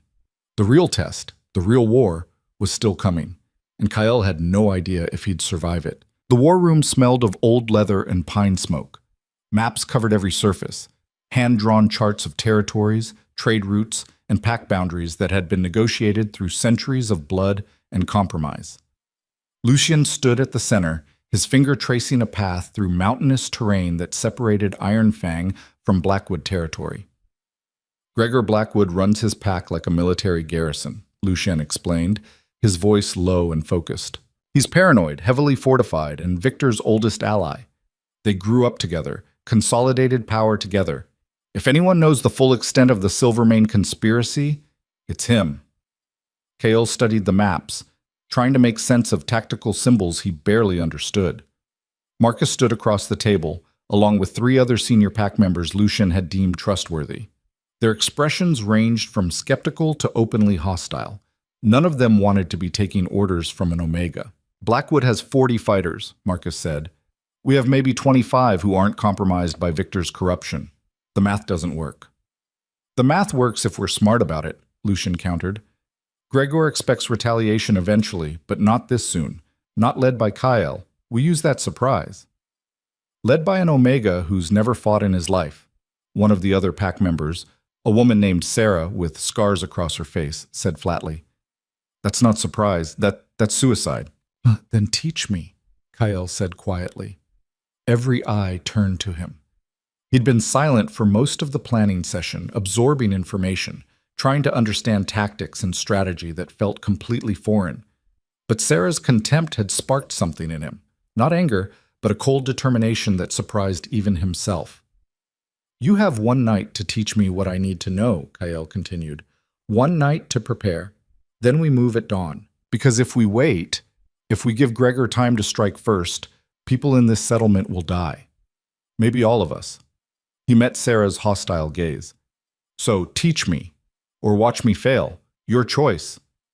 Sarah's expression didn't soften, but something flickered in her eyes, maybe respect, maybe just acknowledgement that Kyle wasn't running from the impossible task ahead. Fine, she said, but don't expect miracles. You can't learn in 1 night what takes years. Then I'll learn what I can, Kyle replied. The next 6 hours were brutal. Sarah dragged Kyle to the training yard behind the Great Hall, where pack members honed their combat skills. The 3 pups followed, settling in the shadows to watch with their unsettling intelligence. First rule, Sarah said, tossing Kyle a practice sword. You're small and you can't shift. Those are facts. Accept them. Don't try to fight like an alpha. You'll lose. Fight like someone who understands their limitations and uses them. The wooden blade felt awkward in Kyle's hands. He'd never held anything larger than his boot knife, never trained for combat. Every instinct screamed that this was pointless, that no amount of training could prepare him for war. But he tried anyway. Sarah came at him hard, her practice sword moving with casual brutality. Kale barely got his blade up in time to block. The impact jarred his arms, sent pain shooting through his shoulders. Before he could recover, Sarah's next strike caught him in the ribs, driving the air from his lungs. Too slow, Sarah said. Again. They repeated the exercise 20 times. 30. Kyle lost count. Each time, Sarah exploited a different opening, demonstrated a different way Kale's inexperience would get him killed. His body accumulated bruises like rain gathers in puddles. His lungs burned, his muscles screamed. But something else was happening too. Slowly, painfully, Kyle began to recognize patterns. The way Sarah telegraphed her strikes with micro-movements of her shoulders, the rhythm of her attacks, the split-second delays between combinations. Better, Sarah admitted after the 40th repetition. You're learning to read movement. That's good. Now learn to exploit it. She taught him dirty tricks, ways to use his smaller size to duck under strikes, how to target knees and groins and eyes when strength wasn't an option, where to stab to disable rather than kill. It wasn't honorable combat. It was survival fighting, the kind of techniques desperate people used when their lives depended on it. Kale absorbed every lesson with the intensity of someone who knew death was coming. By the time darkness fell completely, He could hold his own for perhaps 10 seconds against Sarah before she overwhelmed him. It wasn't much. It probably wouldn't save his life, but it was more than he'd had that morning. "You're not completely hopeless," Sarah said as they finished. She wasn't smiling, but her contempt had diminished to something closer to grudging acknowledgement. "Just mostly hopeless." "I'll take it," Kyle said, too exhausted to care about the insult. Marcus appeared at the training yard's entrance. "Lucien wants you. Says it's urgent." Kale followed him back to the great hall, every muscle protesting. The pups trailed behind, Ghost pressed so close he kept stepping on Kael's heels. Inside, he found Lucien in deep conversation with Magistrate Frost. Both looked grim. "We have a problem," Lucien said without preamble. "One of Victor's co-conspirators just crossed into our territory. Alone, unarmed, says she wants to negotiate." "It's a trap," Marcus said immediately. "Probably," Lucien agreed, "but she's also carrying information we need. Names of other conspirators, details about Gregor's defenses, proof of the original Silvermane poisoning." His winter storm eyes fixed on Kyle. "She'll only speak to you." Kale's exhausted mind struggled to process this. "Why me?" "Because you're Silvermane," Magistrate Frost said. "Because she claims she didn't know Victor had failed to kill all of you. Claims she thought House Silvermane was completely eliminated." The magistrate's skepticism was evident. "She wants to negotiate immunity in exchange for testimony against the other conspirators." "Don't trust her," Marcus warned. "These people poisoned your entire family. They're not suddenly growing a conscience." "Maybe not," Kale said slowly. "But if there's even a chance she's telling the truth, we need that information." He looked at Lucien. "Where is she?" "Outside, under guard, waiting for your decision." Kale took a breath, pushing past exhaustion and pain. "Bring her in, but keep weapons ready. If this is a trap, I want to know immediately." Lucien nodded to his guards. Moments later, they escorted a woman into the hall. She was perhaps 40, her dark hair streaked with gray, her face lined with exhaustion and fear. She moved like someone expecting violence at any moment. Her eyes found Kyle and widened. "You look like your mother," she whispered. The words hit like a physical blow. Kale had no memories of his mother, or thought he didn't. But something in those words triggered fragments.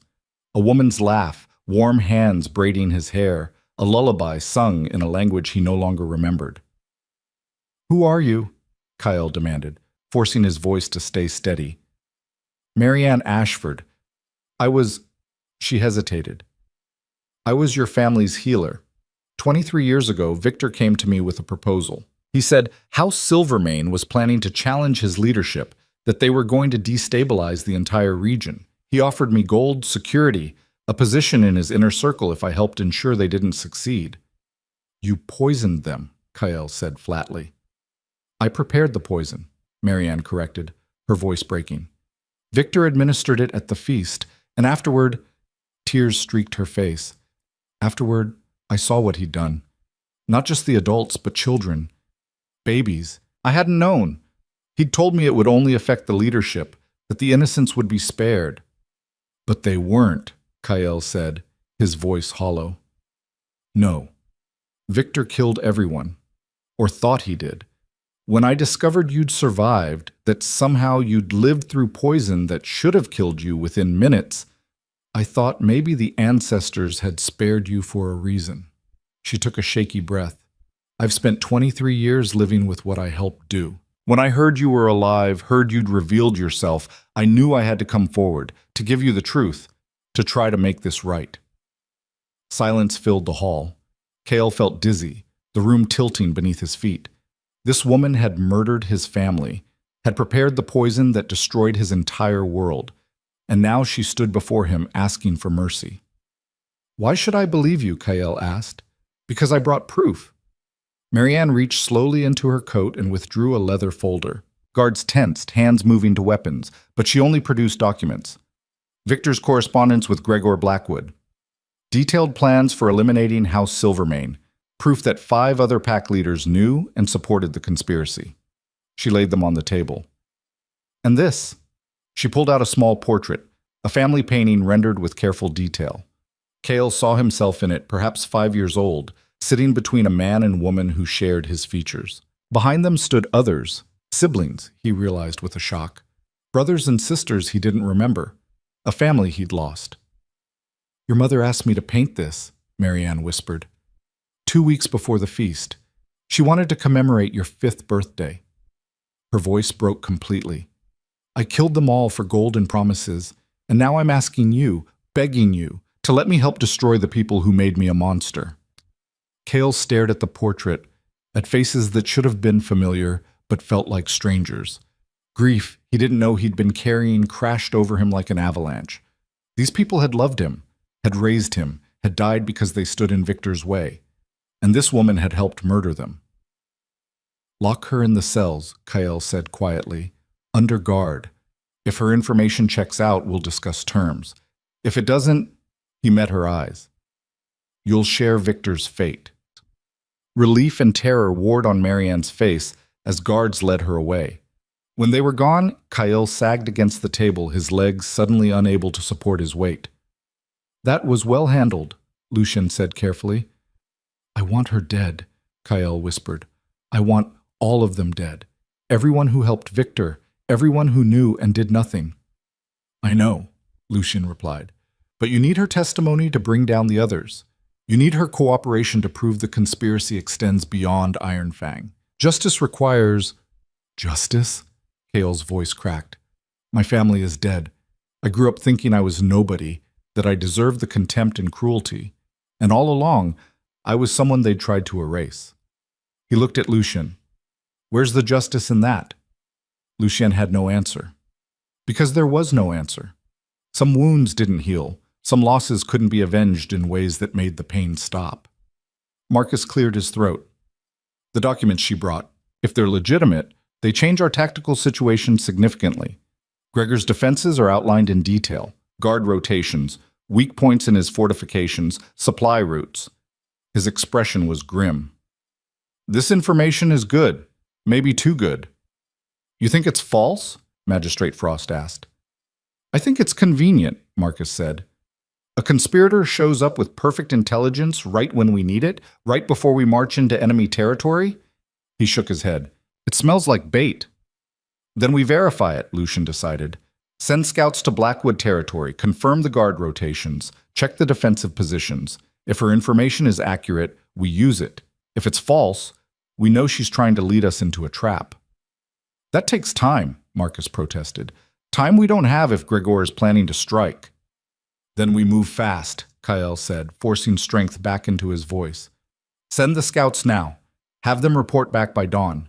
We march at first light regardless, but at least we'll know if we're walking into an ambush."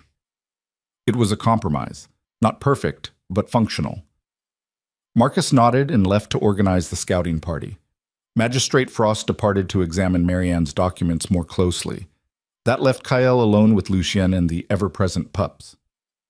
"You should rest," Lucien said. "Tomorrow will be brutal." "I can't," Kyle admitted.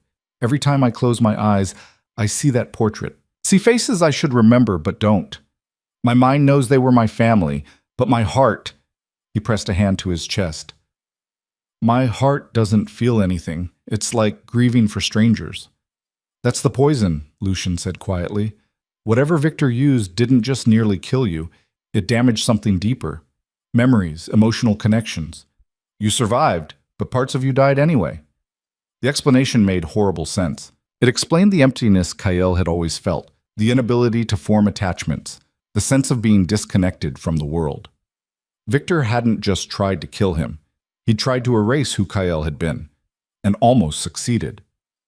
"How do I lead people when I can barely remember being human?" Kyle asked. Lucien moved closer, his expression softer than Kyle had yet seen.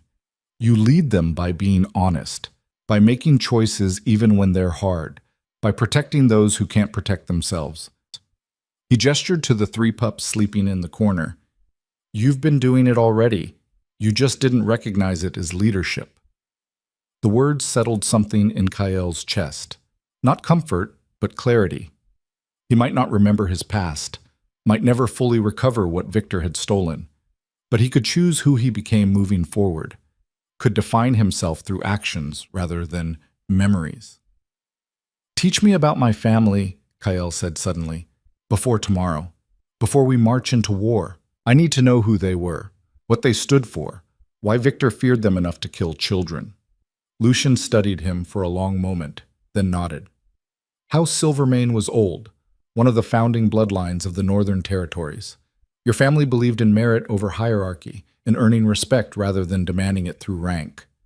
They challenged the traditional alpha-beta-omega structure, argued that power should come from ability and character, not birth designation. That's why Victor killed them, Kyle said, understanding clicking into place. They threatened the entire system he built his power on. Exactly. If Silvermane philosophy had spread, if other packs had started questioning the rigid hierarchy, Lucien shrugged. People like Victor would have lost their absolute authority, so he eliminated the threat before it could grow. And I'm that threat now, Kyle realized. An Omega who refuses to accept his place, who stands where alphas are supposed to stand, who questions the system. You're more than a threat, Lucien corrected. You're proof the system is broken. That strength comes in forms the old ways don't recognize or value. That's why half your pack hates you and the other half is terrified, because if you succeed, if you prove an Omega can lead, it undermines everything they've built their identities on. The weight of that understanding nearly crushed Kyle. He wasn't just fighting conspirators or corrupt pack leaders. He was fighting centuries of tradition, belief systems that ran deeper than conscious thought, a social structure that defined how millions of shifters understood their place in the world. One invisible Omega against the foundations of civilization. I can't do this, Kyle whispered. I know, Lucien said, but you're going to anyway, because those pups need you, because a pack is depending on you, because you're the last Silvermane and your family's dream doesn't deserve to die with Victor's lies. Ash stirred in his sleep, whimpering. Kale crossed to the pups and knelt beside them, his hand gentle on the young wolf's head. The contact calmed Ash immediately, his breathing evening out, trust absolute even in unconsciousness. That trust decided it. Whatever doubts Kale carried, whatever fears threatened to paralyze him, he couldn't abandon these 3 lives. Couldn't let Victor's conspiracy claim any more victims. Tell me about the march, Kyle said, standing. What do I need to know about leading fighters into battle? Lucien's smile was proud and sad at once. Everything. And we have perhaps 4 hours to teach you. They spent the remaining night hours in intensive instruction.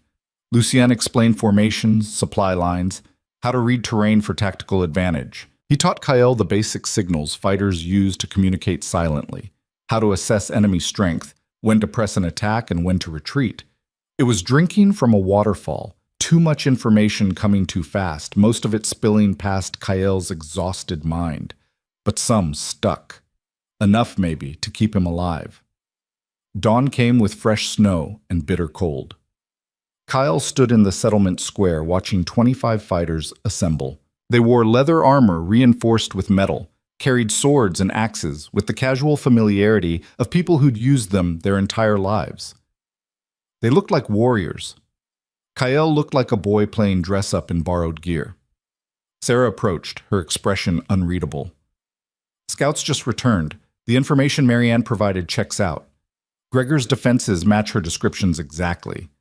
Could still be a trap, Marcus added, joining them. Her giving us accurate information makes us trust the rest of what she says. Classic misdirection. Then we stay alert, Kyle said, trying to project confidence he didn't feel.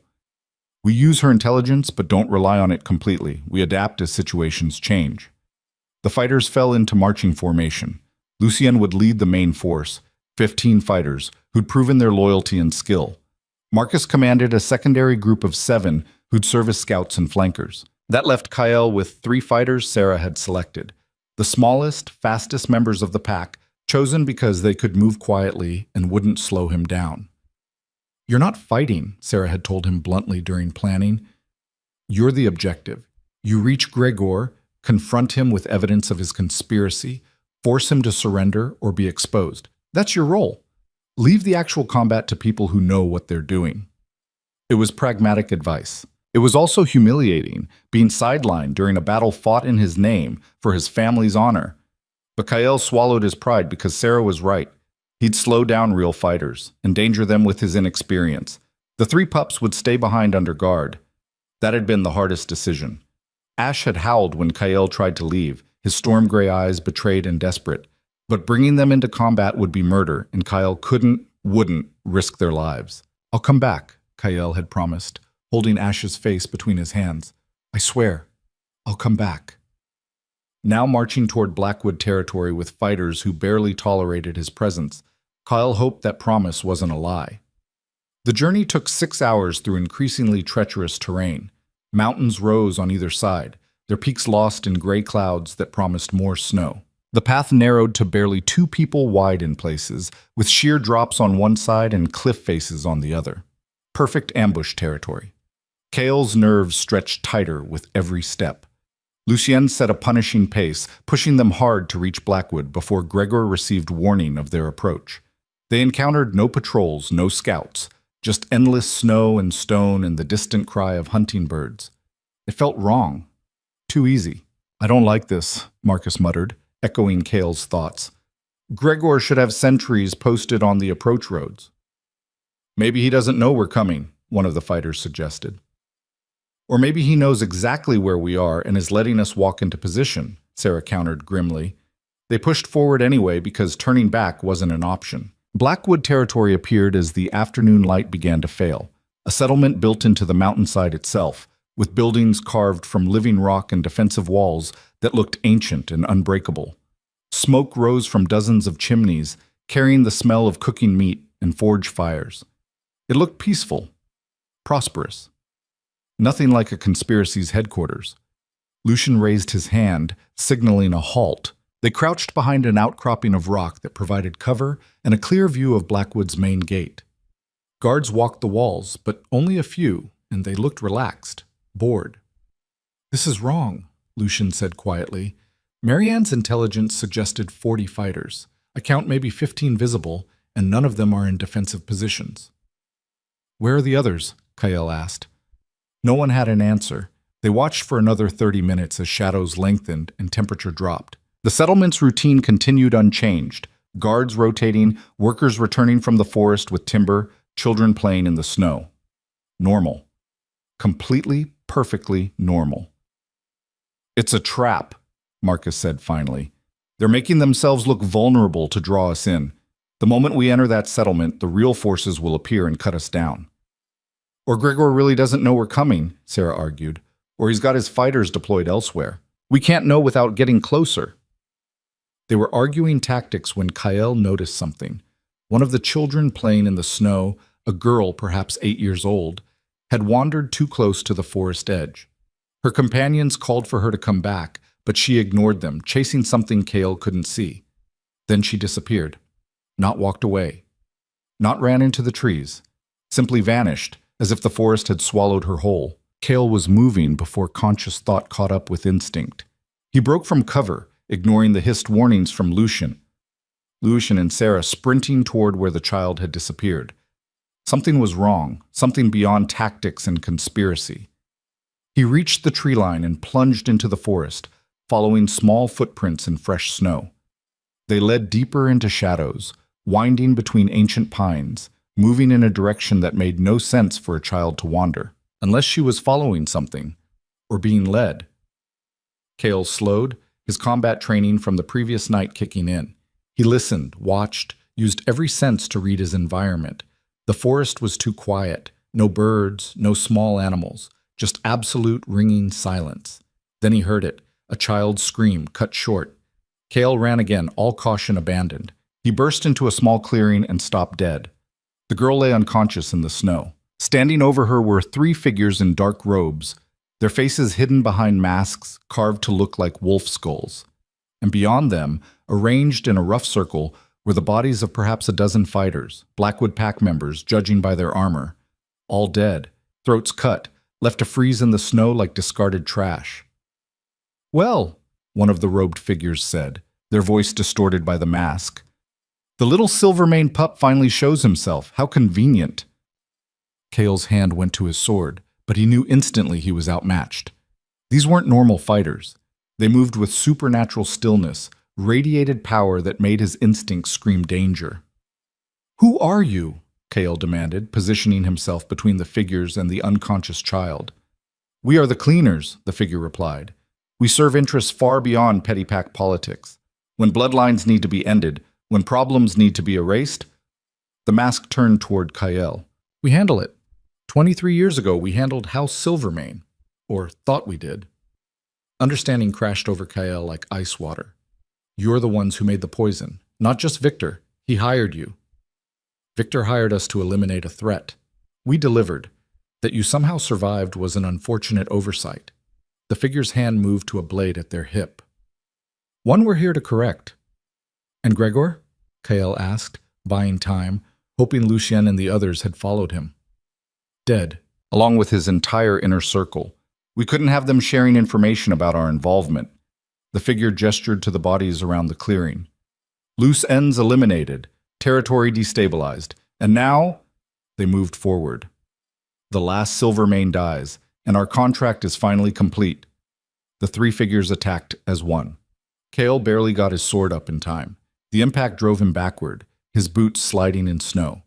These weren't practicing with wooden blades. This was real combat, and he was hopelessly outmatched.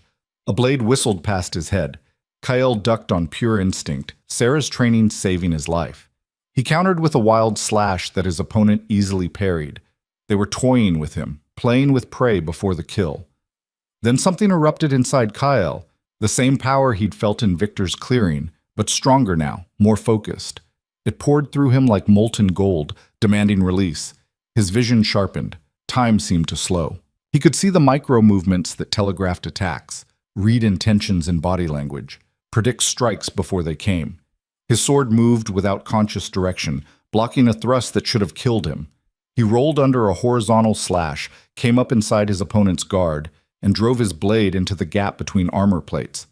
The cleaner stumbled back, dark blood staining the snow. Impossible, the figure hissed. You can't. Kale didn't let them finish. He pressed his advantage, fighting with a skill he didn't possess, moving with grace his body shouldn't have. The power flooding through him wasn't his own. It was something ancient, something that had slept in his blood until desperation called it forth. Silvermane legacy. His family's gift. Awakening. The other two cleaners abandoned their casual approach and came at him seriously. Kale met them blade for blade, his sword singing through cold air, his movements a blur. He was still outmatched. They had experience, training, supernatural abilities of their own. But now he had a chance. Then Lucien crashed into the clearing with Marcus and the others behind him. The Alpha King took in the scene instantly. The bodies, the cleaners, Kyle fighting for his life. And his sword cleared its sheath like lightning. Protect the child, Lucien roared. Take the cleaners alive if possible.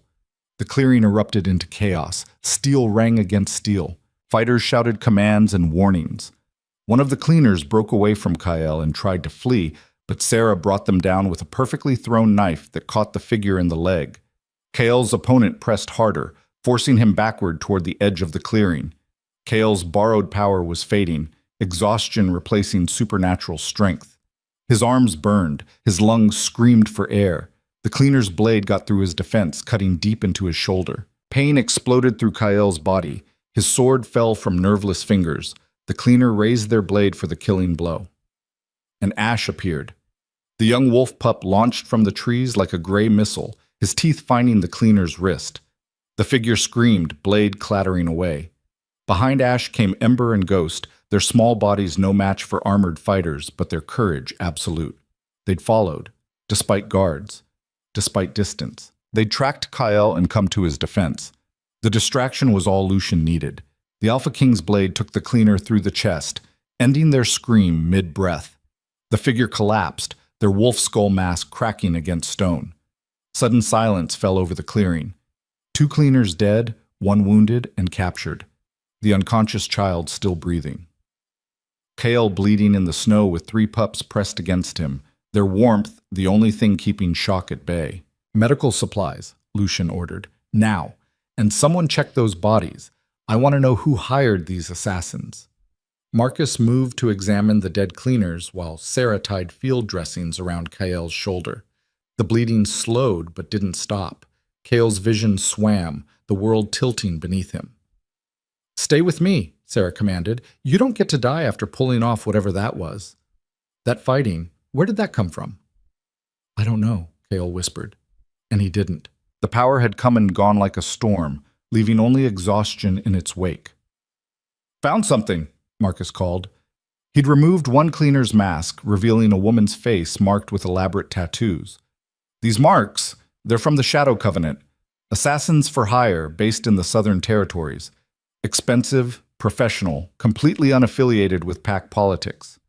Which means someone with serious resources hired them," Lucian concluded. He knelt beside the captured cleaner. "Who paid you? Who wanted House Silvermane eliminated?" The cleaner laughed, the sound distorted by their mask. "You think we'd tell you? We have rules. Client confidentiality is sacred. Kill me if you want. You'll never know who ordered the hit." Lucien's expression went cold. He reached for the cleaner's mask and tore it away, revealing a young man's face beneath. "I don't need you to tell me. I'll find the truth another way. But first," he pressed his blade against the man's throat.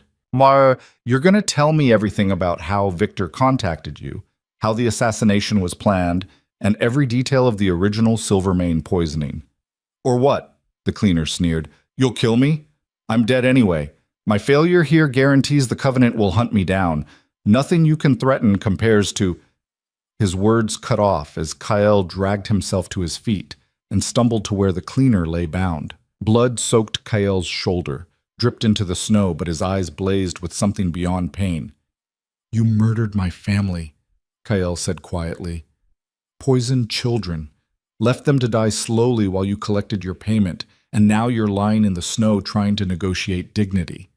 He picked up a fallen sword, the blade heavy in his injured arm. "You don't get dignity. You get a choice. Talk, or I spend the next hour carving answers out of your flesh." The cleaner's sneer faltered. Something in Kyle's voice, in his expression, the absolute willingness to follow through, broke through professional detachment. "The client was never Victor," the cleaner said finally. "He was just the local contact. The actual client, the one who paid, was someone in the royal court, someone who wanted Silvermane philosophy eliminated before it could spread to other territories." The words hung in the frigid air like poison gas. Lucien's face went absolutely still. "You're lying." "I'm dying," the cleaner corrected. "What reason do I have to lie? The client's identity was kept secret from us, but the payment came through royal channels. Someone with access to the crown's resources wanted your precious Silvermane bloodline erased, and they almost succeeded." Kale's world tilted again, but this time it wasn't from blood loss. Someone in the royal court, someone close to Lucien or perhaps even above him in the power structure. The conspiracy went deeper than any of them had imagined. "Names!" Lucian demanded. "Give me names." "I don't have names," the cleaner said. "I have a dead drop location where payment was received. I have a code word the client used. That's all we ever got. The Covenant doesn't ask questions when the money's good enough." Lucian looked like he'd been struck. His certainty, his control, everything that made him the Alpha King, cracked for just a moment. Then iron discipline reasserted itself. "Marcus, secure him. We take him back to Ironfang for formal interrogation." Lucien stood, his movements sharp with barely contained rage. "Sarah, get Kyle stabilized. The rest of you search the bodies. I want every piece of evidence, every scrap of information." His winter storm eyes swept the clearing. "This changes everything." Kale slumped against a tree, his shoulder burning, his mind reeling. The conspiracy wasn't just Victor and Grigor and a few corrupt pack leaders. It reached into the highest levels of power. Someone in the royal court had wanted his family dead, and might still want him eliminated. The pups pressed against him, their warmth a small comfort in the gathering darkness. Ash whined softly, his nose pushing against Kyle's uninjured hand. "I know," Kale whispered. "I know it's bad." "It's worse than bad," Lucien said, having crossed back to Kyle's position. "If someone in the court ordered this, they'll know about the cleaner's failure within days. They'll send more assassins, better ones, and they'll target not just you, but anyone who protects you."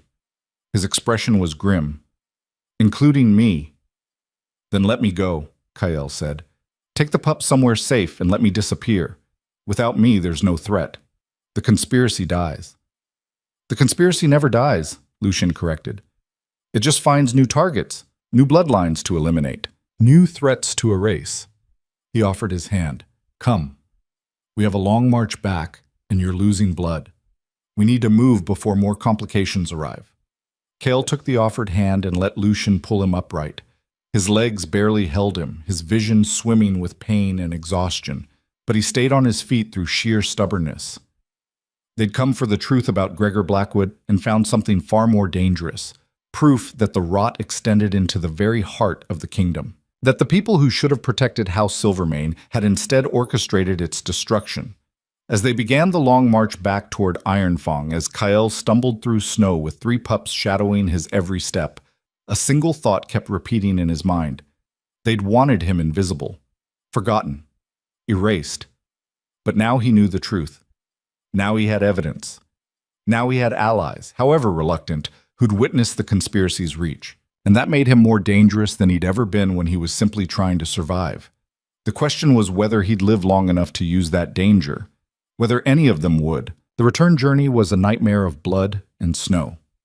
Kyle's wound had stopped bleeding, but infection was already setting in. He could feel the fever building beneath his skin, turning every step into agony. The pups refused to leave his side, Ash and Ember flanking him while Ghost walked ahead, as if the smallest of them could somehow clear a path through the darkness. Lucian set a brutal pace despite Kyle's condition. We need to reach Ironfang before whoever ordered this realizes the cleaners failed, the Alpha King said, his voice tight with urgency. Every hour we delay is another hour for them to send reinforcements. They made camp after midnight in a shallow cave that offered minimal shelter from the wind. Sarah redressed Kyle's wound with supplies scavenged from the dead cleaners, her touch efficient but not gentle. You're running hot, she said bluntly. The wound's infected. We need to get you to a proper healer within 24 hours or you're going to lose the arm. Maybe your life. Then we keep moving, Kyle said through gritted teeth. You need rest, Marcus argued. He'd been uncharacteristically quiet since the clearing, his expression troubled. Push too hard and you'll collapse. Then we'll have to carry you, which slows everyone down. I'll rest when we're safe, Kyle insisted. He tried to sit up and immediately regretted it. Pain exploded through his shoulder, stealing his breath. Lucian knelt beside him, pressing him back down with a hand on his good shoulder. You're no use to anyone dead. We rest here for 4 hours. Guards will rotate watch. At dawn, we move whether you're ready or not. It wasn't a suggestion. Kyle wanted to argue, but exhaustion pulled him down like quicksand. His last conscious thought was of Ash curling against his chest, the pup's warmth a small anchor in a world spinning out of control. He dreamed of the feast, of laughter and music and a table laden with food that smelled wrong, too sweet, with an underlying bitterness that made his child self hesitate. His mother's hand on his shoulder, gentle and warm. His father's voice telling a story that made everyone laugh. Siblings whose names he should remember but couldn't quite grasp. Then the screaming started. People clutching their throats, collapsing, blood pouring from their mouths. His mother pushing him under the table, her last words a desperate whisper. Run, Kyle. Hide. Survive. He'd run, but not fast enough. The poison had found him anyway, dragged him down into darkness that should have been death. Instead, he'd woken in a mass grave, surrounded by the cooling bodies of his family. Too young to understand what had happened, too traumatized to remember clearly. He'd crawled out and stumbled into the forest, where Victor's people found him days later. A child with no memory, no identity, no value. Perfect for an Omega designation. Perfect for erasure.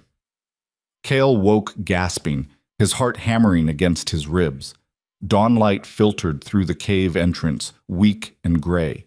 The others were already stirring, packing gear with the efficient movements of experienced fighters. Ash nuzzled his face, whining softly. Kale's hand moved to stroke the pup's head, grounding himself in the present. The dream, the memory, was already fading, but it left behind a residue of grief and rage that made his chest tight. We move in 10 minutes, Lucian announced. He approached Kyle with a water skin and what looked like dried meat. Eat, drink. I need you functional. The meat tasted like ash, but Kyle forced it down.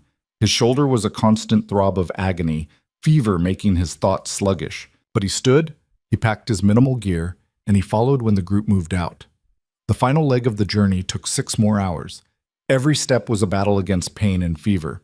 Kale lost track of time, existing in a gray haze where nothing mattered except putting one foot in front of the other.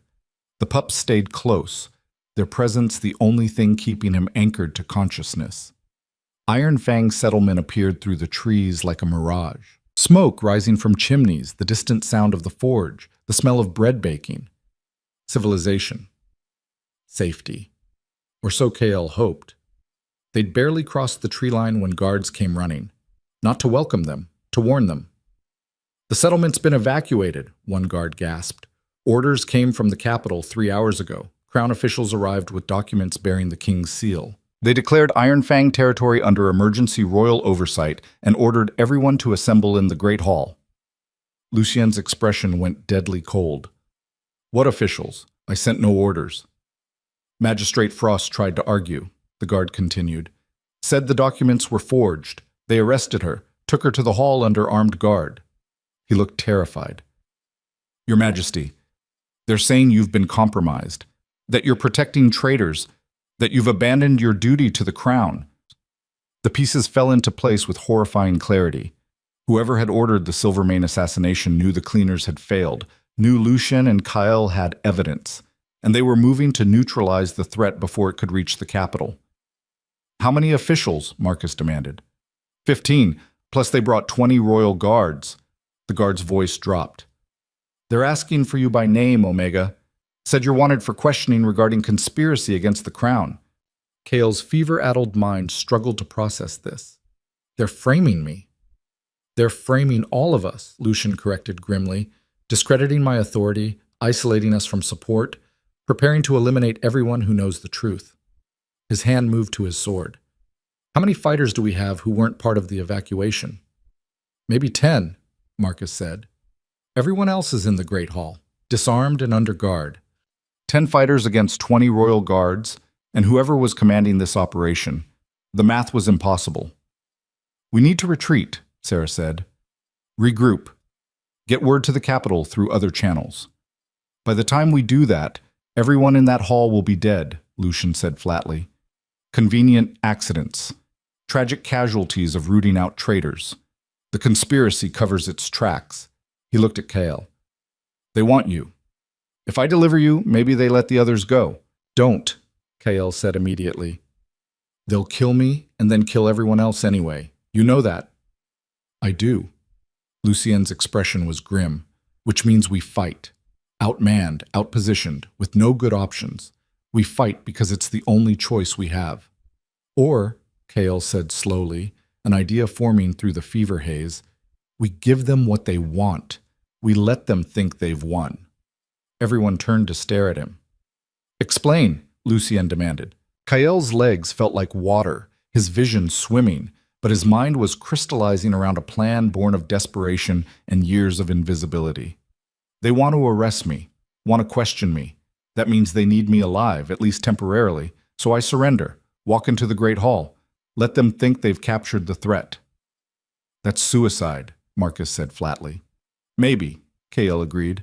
"But while they're focused on me, focused on the questioning and the show trial they're probably planning, you get everyone else out. The pack members, Magistrate Frost, anyone they're holding. You use the distraction." "And then what?" Sarah demanded. "They execute you and we're back to the same problem. Everyone who knows the truth is dead or discredited." "Then we make sure the truth gets out before they can execute me," Kyle said. He looked at Lucien, the captured cleaner. "He has information about the royal conspiracy. Get him to the capital. Get him to someone you trust absolutely. Make sure his testimony reaches people who can't be bought or threatened." It was a desperate plan. It relied on timing, luck, and Kyle surviving long enough for the distraction to work. But it was also the only plan that had any chance of getting innocents out of danger. Lucien studied Kyle for a long moment, his winter storm eyes searching. "You're burning with fever. You can barely stand. And you want to walk into enemy hands?"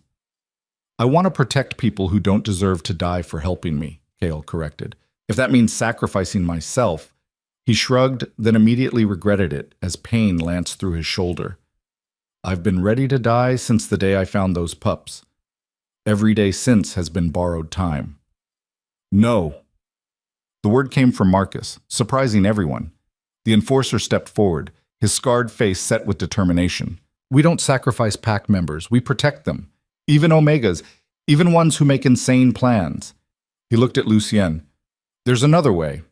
We create the distraction Kael's talking about, but we don't send him in alone. We send a team, small, fast, armed. They extract prisoners while the officials are busy with Kael's arrest.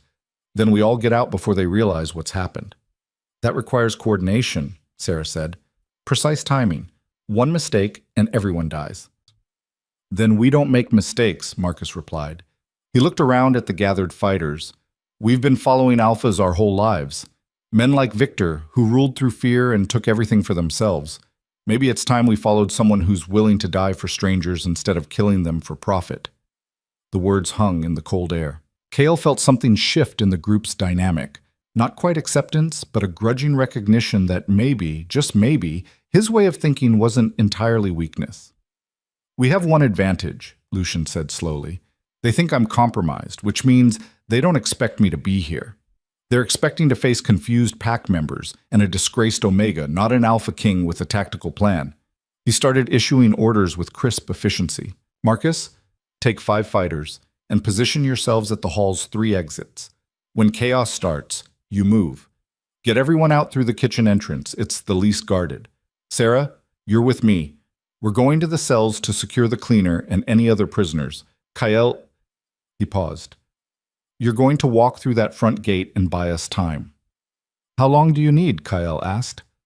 10 minutes from when you enter the hall. Can you give us that? 10 minutes of facing trained guards, hostile officials, and probably torture or execution.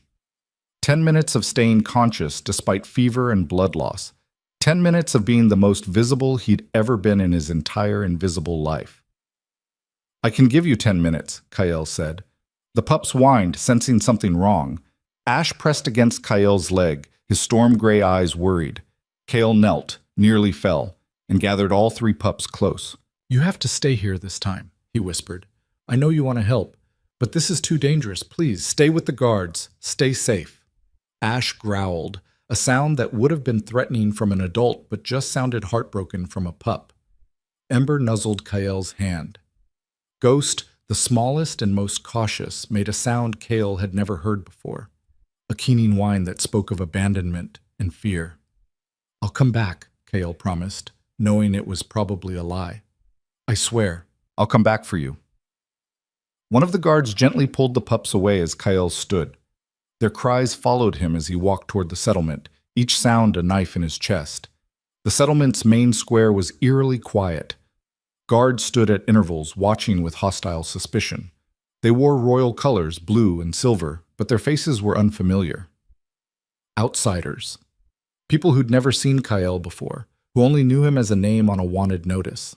Kael walked through the square alone, his hands visible and empty, his injured arm hanging uselessly at his side. His fever made everything seem slightly unreal, like moving through a dream, but he kept his steps steady, his expression neutral. The Great Hall's doors stood open, revealing flickering torchlight within. Kael crossed the threshold and found himself facing a nightmare. The pack had been herded into the center of the hall, perhaps 100 people kneeling with their hands bound, surrounded by armed guards. Magistrate Frost knelt among them, her face bruised, her expression defiant despite her circumstances. Other pack members looked terrified, confused, angry. At the front, standing on the raised platform where Victor used to hold court, were 3 figures in elaborate robes bearing the crown's insignia. The center figure was a man perhaps 50 years old, his face cruel and satisfied. Kael Rowan, the man announced, also known as Kael Silvermane.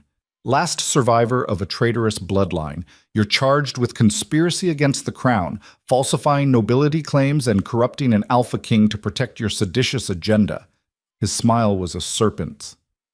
How do you plead? Kael didn't answer immediately.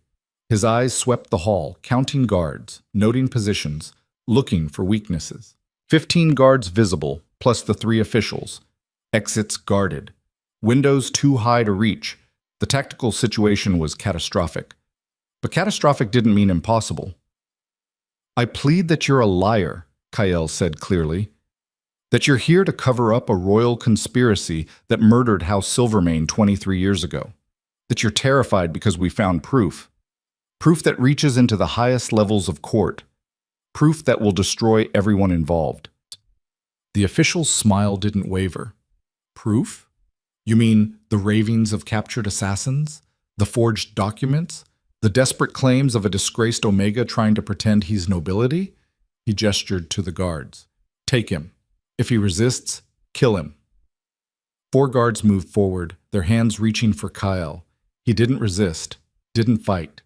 Let them grab his arms, even the injured one, which made him gasp with pain, and force him to his knees. Where's the Alpha King? The official demanded. Where's Lucian Dravin? Dead, Kyle lied. Killed by the cleaners you sent, just like you planned. The official's expression flickered, surprise mixed with something else. Calculation. If Lucien was truly dead, that changed the power dynamic significantly. Convenient, the official said. Though I suspect you're lying. Lucien Dravin doesn't die easily. But it doesn't matter. With or without him, you're finished. He nodded to one of the guards. Prepare the execution, public, immediate. Let everyone see what happens to traitors who try to undermine the crown. This was happening faster than Kyle expected. They weren't even going to pretend at a trial. Just immediate execution to eliminate the threat before anyone could ask uncomfortable questions. You can't, Magistrate Frost shouted. He has rights, due process, the law. A guard struck her across the face, silencing her. Blood trickled from her split lip, but her eyes remained defiant. The law is what I say it is, the official replied. And I say this traitor dies. Now. 2 guards hauled Kyle to his feet and dragged him toward the center of the hall, where a rough wooden block had been placed. An execution block. They were going to behead him in front of the entire pack. Kyle's mind raced, counting seconds. How long had it been since he'd entered? 3 minutes? 4? Not enough. He needed more time. Wait, Kyle gasped. I'll tell you everything. Where the evidence is hidden, who Lucien contacted, everyone involved in the investigation. Just give me a moment. The official hesitated. Information was valuable, especially if there were loose ends to eliminate. Speak. The documents, Kyle said, buying seconds with every word. The cleaner's testimony. Lucien sent it all to... He pretended to stumble, falling to his knees. The guards yanked him up roughly. To someone in the capital, someone he trusted. I can give you the name. Who? The officials demanded. I need water, Kyle said. Fever. Can't think. Just water. Then I'll tell you everything. It was a transparent stalling tactic, but the official's greed for information won over impatience. He gestured irritably. Get him water, quickly. A guard moved toward the side door where the kitchens were located. The door opened, and all hell broke loose. Marcus came through the door like a battering ram, his sword already moving. The guard who'd opened it fell without a sound. Behind Marcus came 4 more fighters, spreading out with deadly efficiency. They moved for the bound prisoners, cutting ropes, pressing weapons into freed hands. The official's face went white. Stop them! Kill the... He never finished. Sarah appeared from another entrance, her blade finding the throat of the nearest guard. Chaos erupted as freed pack members grabbed weapons from fallen guards as Lucian's tactical plan unfolded with brutal precision. Kyle didn't hesitate. The guards holding him were distracted, looking toward the fighting. He drove his elbow into one's face, felt cartilage crunch. The man's grip loosened. Kyle twisted free and ran, not toward safety, but toward the officials on the platform. They tried to flee. Kyle caught the lead official by his robe, dragging him backward. The man was larger, stronger, but Kyle had desperation and fury and the memory of his mother's dying words. You ordered it, Kyle snarled, his hands closing around the man's throat. You ordered the assassination. You killed my family. The official choked, his face darkening. Following orders, not me. Higher. Goes higher. Then Lucien was there, pulling Kyle back before he could commit murder. We need him alive, the Alpha King said urgently. He knows who gave the orders. He's our link to the top of the conspiracy. Kyle wanted to argue, wanted to finish what he'd started, but Lucien was right. Justice required evidence, required testimony from someone who could name names. The fighting in the hall was ending. The royal guards, caught by surprise and outnumbered by newly freed pack members, were surrendering or dying. Marcus and Sarah had secured the exits. Magistrate Frost was on her feet, organizing freed prisoners with crisp efficiency. They'd done it. Against impossible odds, they'd actually done it. "Get everyone out," Lucien ordered. "Now, before reinforcements arrive. Head for the northern caves. We'll regroup there." The pack moved with desperate speed, filing out through the kitchen exit Marcus had secured. Some carried wounded. Others helped children and elderly members who'd been forced to kneel for hours. The evacuation was messy but functional. Kael stood in the center of the hall, his legs finally giving out. He collapsed, his vision swimming. The fever was winning, infection spreading through his body. He'd bought the time they needed, but it had cost him the last of his reserves. Sarah appeared at his side, pressing something against his lips. "Drink. It's medicine from the healer's stores. Won't cure the infection, but might slow it enough to get you to proper treatment." The liquid burned going down, bitter and harsh. But within moments, Kael felt clarity returning. Not strength, his body was still failing, but mental focus. "The pups," he managed. "Where?" "Safe," Marcus said, kneeling beside him. "They're with the guards at the tree line. Tried to follow you inside, but we held them back." His expression was almost gentle. "They're fine, Kael. Because of you. We're all fine because of you." The words meant more than Marcus probably realized. Recognition from someone who'd spent years treating Kael as beneath contempt. Acknowledgement that maybe, just maybe, an Omega's choices could matter. Lucian hauled the captured official to his feet. The man's face was bruised, his expensive robes torn, his arrogance shattered. "You're going to tell me everything," the Alpha King said quietly. "Every name, every order, every piece of this conspiracy. And you're going to do it in front of witnesses who'll swear to your testimony." "I can't," the official gasped. "They'll kill me. They'll kill my family. You don't understand the power you're confronting." "Then help us confront it," Lucien interrupted. "Or die here. Your choice." The official looked around the emptying hall, at the bodies of guards who'd followed his orders, at the ruins of his authority. Calculation warred with fear on his face. "There's a council," he said finally. 7 members. They've ruled from the shadows for generations. They decide which bloodlines survive, which territories prosper, which leaders live or die.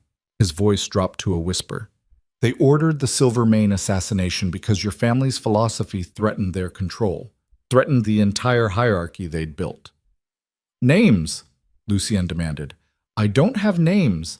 The council operates in complete secrecy. Only the highest-ranking court officials even know it exists, but—" He hesitated. "There's a meeting, tomorrow night, in the capital. They're gathering to discuss the Silvermane problem and how to eliminate it permanently." Lucien and Magistrate Frost exchanged glances. "If we could interrupt that meeting," Frost said slowly, "if we could expose them publicly before witnesses they couldn't silence, it would end the conspiracy," Lucien finished. "Force everything into the open where they can't hide."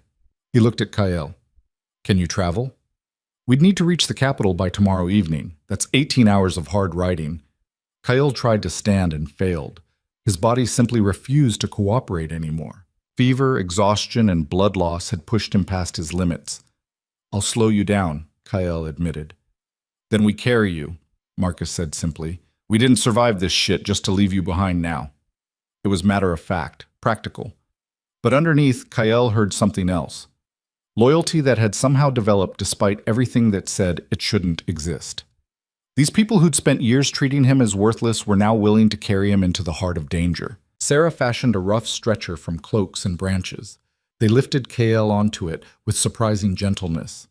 The movement sent agony through his shoulder, but he bit back the scream. Around him, the last pack members were filing out, disappearing into the forest. "The pups," Kael said again. "I need—" "Already here," Marcus replied. And they were. Ash, Ember, and Ghost had somehow broken free from the guards at the tree line and come running. They pressed against Kael's stretcher, their noses cold against his fevered skin, their presence an anchor. "Stubborn little bastards," Sarah muttered, but her hand was gentle as she scratched Ember behind the ears. "They're not leaving you. None of us are." They moved into the forest as flames began to rise behind them. Someone had fired the Great Hall, destroying evidence, erasing the scene of confrontation, ensuring the Crown's forces couldn't use it as a staging ground. Orange light flickered through the trees, casting dancing shadows. Kyle watched his world burn as they carried him toward an uncertain future. The settlement where he'd suffered for 23 years was being reduced to ash. It should have felt like victory. Instead, it just felt like loss. Another piece of his life sacrificed to conspiracies and power games he barely understood. But as the trees swallowed them and the flames faded behind, as the pack moved together with shared purpose toward the northern caves, Kyle felt something else stirring beneath the grief and pain. Hope.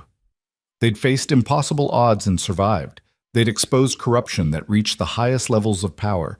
They'd turned invisibility into presence, weakness into strength, contempt into grudging respect. And tomorrow they'd march into the capital and confront the council that had murdered his family.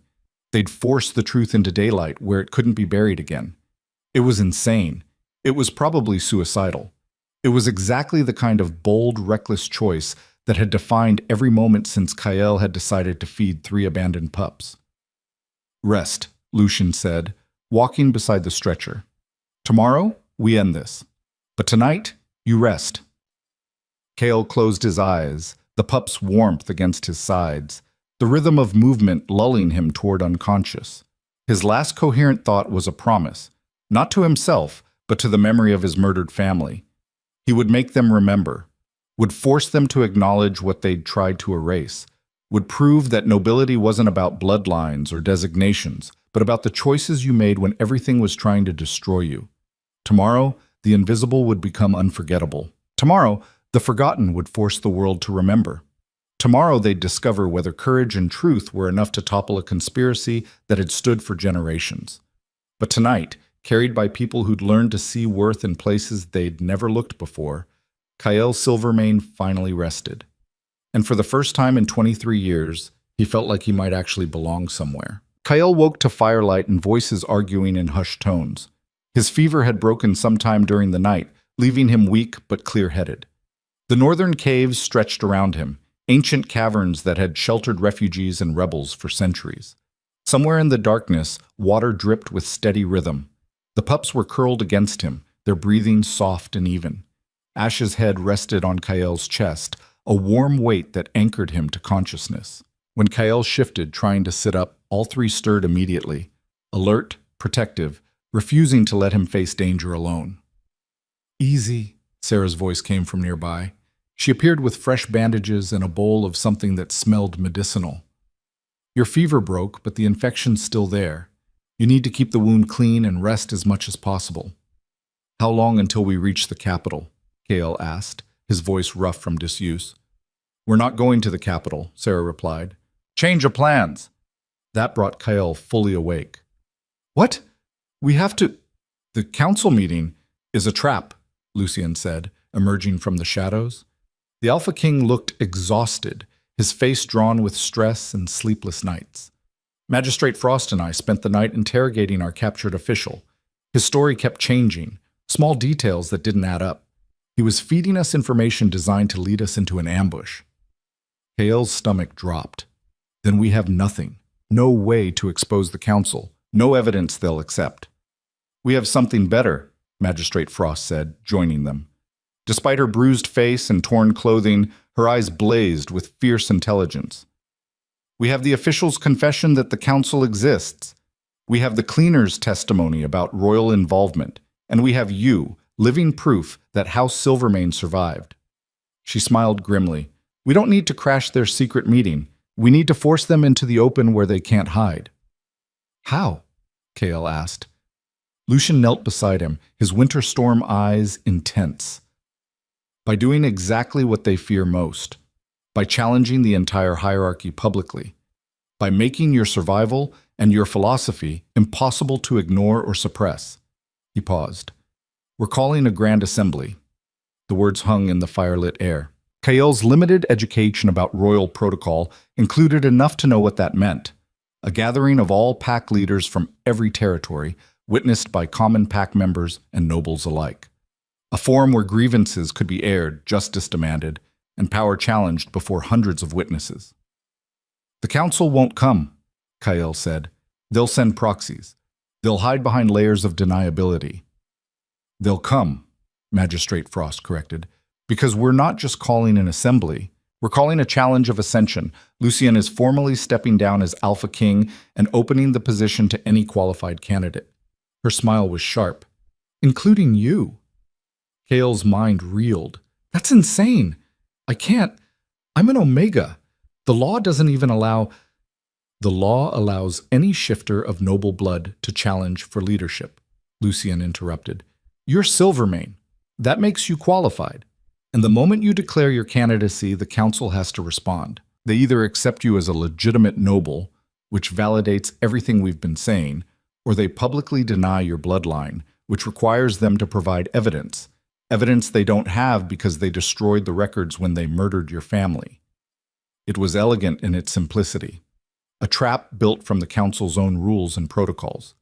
They'd spent 23 years erasing House Silvermane from existence. Now, they'd have to either acknowledge that failure or expose themselves trying to maintain the lie. What about you? Kael asked Lucien. You're stepping down? Actually giving up power?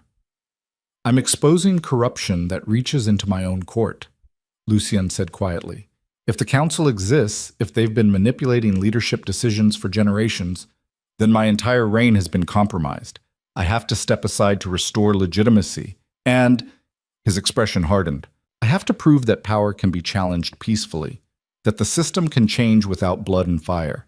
If we just assassinate the council members, we become what they are. This way we force accountability through the very structures they've corrupted. It was noble. It was also terrifying. Kyle wasn't ready to lead a pack, let alone challenge for the highest position of authority in the Northern Territories. But looking at the faces around him, Sarah, Marcus, Magistrate Frost, even the captured official trembling in his bindings, he understood this wasn't about readiness. This was about necessity. When? Kyle asked. 3 days, Lucien said. It takes that long to send messengers to all territories, to gather witnesses, to prepare the ceremonial grounds. 3 days to heal as much as possible. 3 days for the council to make their move. They'll try to kill me before the assembly, Kael said. Absolutely, Lucien agreed, which is why you'll be guarded every moment, why we're keeping your location secret, why we're spreading false information about your whereabouts to draw out their assassins. He stood. Use these 3 days wisely. Rest, heal, but also prepare. Because when you stand before that assembly, you'll be facing everyone who's ever benefited from keeping Omegas invisible. Everyone who's built power on the hierarchy you threaten. You'll need to be stronger than you've ever been. The next 3 days passed in a blur of preparation and tension. Sarah drilled Kael relentlessly on combat techniques despite his injury, teaching him how to defend himself with one functional arm. Marcus coached him on pack politics, explaining the complex web of alliances and enmities between territories. Magistrate Frost tutored him on legal protocols, the formal language he'd need to challenge for leadership. And through it all, the 3 pups stayed close. They were growing rapidly. Ash already stood nearly to Kael's knee, his storm gray coat thickening for winter. Ember's rust-colored fur had developed a lustrous quality that caught firelight beautifully. Ghost remained the smallest, but his pale eyes held an intelligence that seemed almost supernatural. They're changing, Marcus observed on the second day, watching the pups play fight near the cave entrance. Growing faster than normal, and that power you demonstrated in the clearing when you fought the cleaners. He looked at Kael. That came from somewhere. From something in your blood that Victor's poison didn't quite kill. I don't understand it, Kael admitted. It feels like something ancient, something that recognizes danger and responds without conscious thought. Silvermane legacy, Magistrate Frost said, joining them. Your family was known for it, a power that transcended normal shifter abilities. They called it the command voice, the ability to impose will through presence alone. It's part of why the council feared them. Normal hierarchy depends on physical dominance, on transformation and strength. But the command voice worked on everyone, regardless of rank or power. It made designation irrelevant. Can I control it? Kael asked. That's what we're going to find out, Frost replied. Because in 2 days, you're going to need every advantage you can muster. The morning of the assembly, Kael woke before dawn. His shoulder still ached, but the infection had cleared. He was weak, underweight, carrying wounds that would take months to fully heal. But he was alive, and that would have to be enough. Lucien had arranged for formal clothing, not the elaborate robes of nobility, but simple, well-made garments in House Silvermane's colors, silver and deep blue. Kael dressed slowly, his injured arm protesting every movement. When he looked at his reflection in a polished shield, he barely recognized himself. The invisible Omega was gone, replaced by someone who looked almost like they belonged. Almost. "It's time," Lucien said from the cave entrance. Behind him, the entire pack had assembled. Every person who'd fled Ironfang, plus fighters from other territories who'd heard about the challenge and come to witness history. Perhaps 200 people, all watching Kael with expressions ranging from hope to skepticism to open hostility. The pups pressed against Kael's legs as he walked through the crowd. No one tried to stop them. Ash, Ember, and Ghost had become symbols in their own right, survivors of an attempted genocide, living proof of the conspiracy's reach. The journey to the ceremonial grounds took 4 hours through mountain passes still thick with snow. They traveled in a massive column, fighters at the front and rear, civilians in the middle, scouts ranging ahead to check for ambush. It should have felt like an army marching to war. Instead, it felt like a funeral procession. The ceremonial grounds occupied a natural amphitheater carved by ancient glaciers. Stone seats rose in concentric circles around a central platform, capable of holding thousands of witnesses. By the time Kael's group arrived, the space was already half full. Pack leaders sat in places of honor, their fighters arrayed behind them. Common pack members filled the upper tiers, their numbers swelling by the minute. And at the very top, in 7 seats carved from black stone, sat the council. Kael felt their presence like ice water in his veins. They wore robes that concealed their features, masks that hid their identities. But their power was unmistakable, a weight that pressed down on the entire assembly, making even the strongest alphas shift uncomfortably. "They actually came," Marcus breathed. "I didn't think—" "They had to," Magistrate Frost said quietly. "Refusing to attend would be an admission of guilt. But look, they're not planning to let this proceed peacefully." She was right. The Council's forces were positioned strategically throughout the amphitheater, perhaps 100 fighters bearing no pack insignia, loyal only to the shadowy rulers they served. They outnumbered Lucien's forces significantly. This was going to get bloody.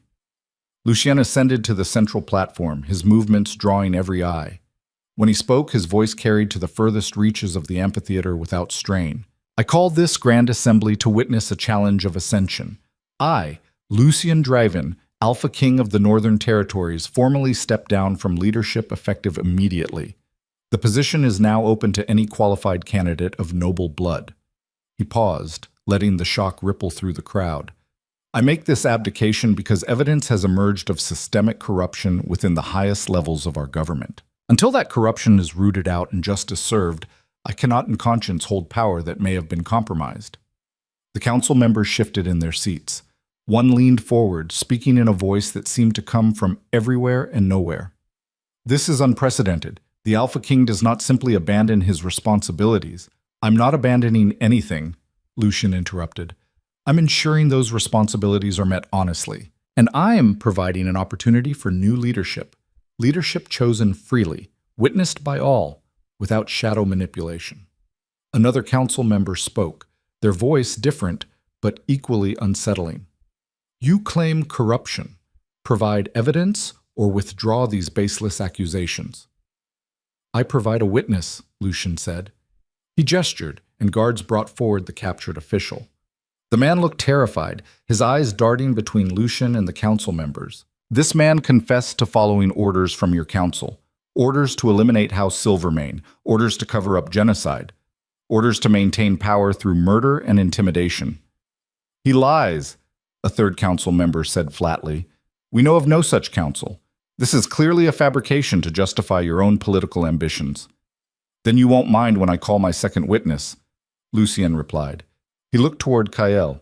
"Come forward, Kael Silvermane, last surviving heir of a bloodline this council tried to erase." Every eye turned to Kael. The weight of their attention was crushing.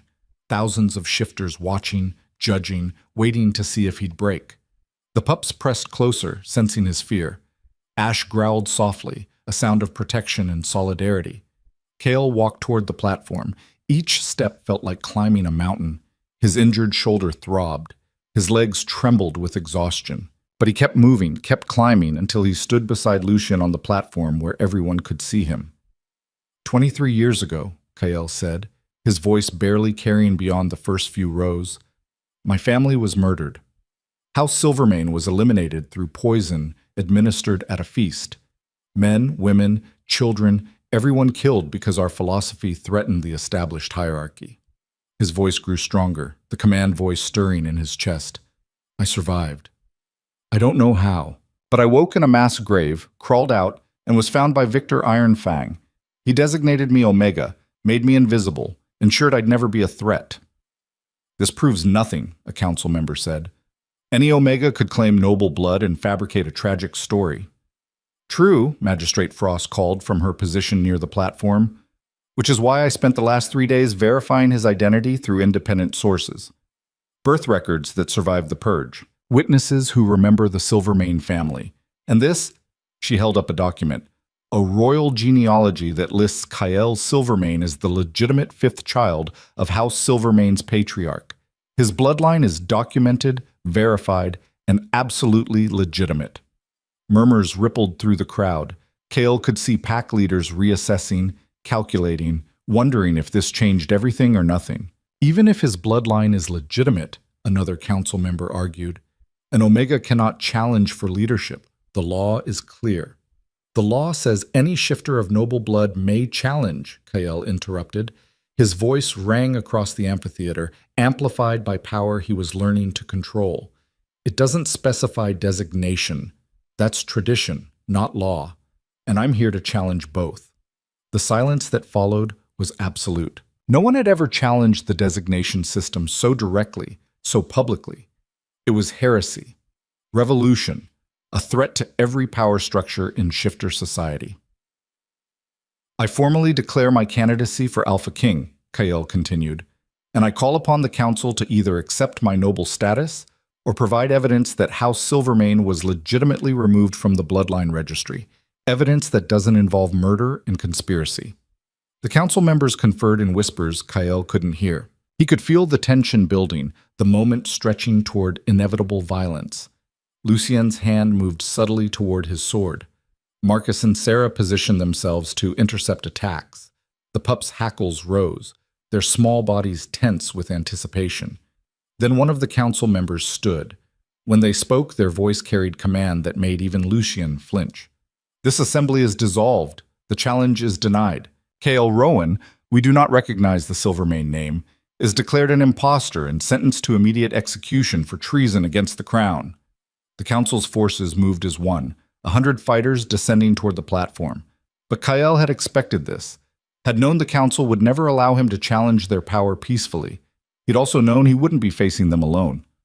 From the crowd, pack members began to stand, not just Lucien's allies, but shifters from dozens of territories. Common wolves who'd spent lifetimes invisible, who'd been told their designations made them lesser, who'd watched noble bloodlines claim power through accident of birth rather than merit. They stood in solidarity, not because they knew Kyle, not because they believed he'd make a good leader, but because he represented something they'd never dared hope for, the possibility that the system could change. "Stand down," one of the pack leaders called, a woman Kyle didn't recognize, but whose authority was unmistakable. "The challenge is legitimate. You cannot deny it without evidence." "We need no evidence to eliminate a threat," the council member replied. Your authority is granted by us," another pack leader interrupted, standing, "by the territories we represent, and we're withdrawing that grant. Until you prove your legitimacy, until you answer these accusations publicly, you have no power here." More pack leaders stood, then more. Within moments, the majority of the assembly was on their feet, their message clear. They would not accept the council's authority without accountability. The council member who'd spoken pulled back their hood, revealing a face Kale recognized from court documents. Lord Matthias Crane, a noble who'd served in advisory positions for 3 generations. His expression was twisted with rage and fear. "You fools," Crane snarled. "You have no idea what you're doing. The hierarchy exists for a reason. Without it, Without clear designation and structure, everything collapses into chaos. We maintained order. We kept the territory stable. We made the hard decisions so you didn't have to. You murdered children, Kyle said quietly, but his voice, amplified by the command voice, carried to every corner of the amphitheater. You poisoned my family because we believed rank should be earned, not inherited. Because we thought Omegas deserved dignity. Because we threatened your power. His eyes blazed. You didn't maintain order. You maintained oppression, and that ends today. Crane's hand moved toward something beneath his robes. A weapon, or maybe a signal. But before he could complete the motion, something extraordinary happened. The pups moved. Ash, Ember, and Ghost charged up the amphitheater steps with impossible speed, their small bodies blurring with motion. They reached the council's platform and transformed, not into adult wolves, but into something else entirely. Light erupted from their forms, ancient power that had nothing to do with normal shifter magic. When the light faded, 3 young wolves stood before the council, but they'd grown. Not to full adult size, but close, and their eyes blazed with silver fire that made even the council members step back in fear. Silver-maned guardians, Magistrate Frost breathed. The legends were true. The bloodline could awaken protectors in times of existential threat. The 3 wolves positioned themselves between Kyle and the council, their message unmistakable. To reach him, the council would have to go through them. And looking at those silver fire eyes, at the power radiating from creatures who'd been abandoned pups weeks ago, it was clear that anyone who tried would die. Crane made a desperate choice. He pulled a blade and lunged for Kyle, clearly hoping that killing the challenger would end the rebellion before it could fully form. He didn't make it 3 steps. Ash moved like lightning, his jaws closing around Crane's wrist. The blade clattered away. Ember and Ghost flanked the Lord, their growls resonating with power that made nearby fighters stumble. And Kyle felt something break open inside him. Not the command voice, but something deeper. Something that had been locked away by Victor's poison, buried under years of trauma and survival. Memory. His mother's voice singing in the night. His father's laugh, warm and full of life. Siblings chasing through halls, playing games that seemed impossibly distant now. A family that had loved him, valued him, believed the world could be better. A family that had died believing in change. Kyle walked toward Crane, the memories fueling a power he'd never fully accessed. With each step, he felt stronger, not physically, but in presence, in certainty, in the absolute knowledge of who he was and what he represented. You failed, Kale said to Crane. 23 years ago, you tried to erase my family, but we survived. Our philosophy survived. And now, standing before thousands of witnesses, your conspiracy dies. He looked up at the other council members, at their masked faces and concealed identities. Show yourselves. Face the people you've manipulated, or flee and prove everything we've said is true. For a long moment, nothing happened. Then, one by one, the council members removed their masks. Lords and ladies Kale recognized from court documents, from history books, from legends of power and influence. Their faces were ancient, some impossibly old, kept alive through magic or medicine, or sheer stubborn refusal to die. We did what was necessary, one of them said, a woman who looked to be 100 years old. We maintained stability through centuries of chaos. We guided leadership, prevented wars, ensured survival. If that required eliminating threats, she looked directly at Kyle. Then that was the price we paid. The price you paid? Kale's voice was soft, but it carried. My family paid. Thousands of Omegas who've lived invisible lives paid. Everyone who could have benefited from a merit-based system paid. You paid nothing. You just collected power and called it service. And what would you do differently? The woman challenged. You're an Omega who can barely fight, who has no experience with leadership, who was feeding scraps to abandoned pups weeks ago. You think that qualifies you to rule? No, Kyle said simply, but it qualifies me to try. To prove that leadership can come from unexpected places, that strength isn't just physical dominance, that the system we've accepted for generations isn't the only possible way. He looked around the amphitheater.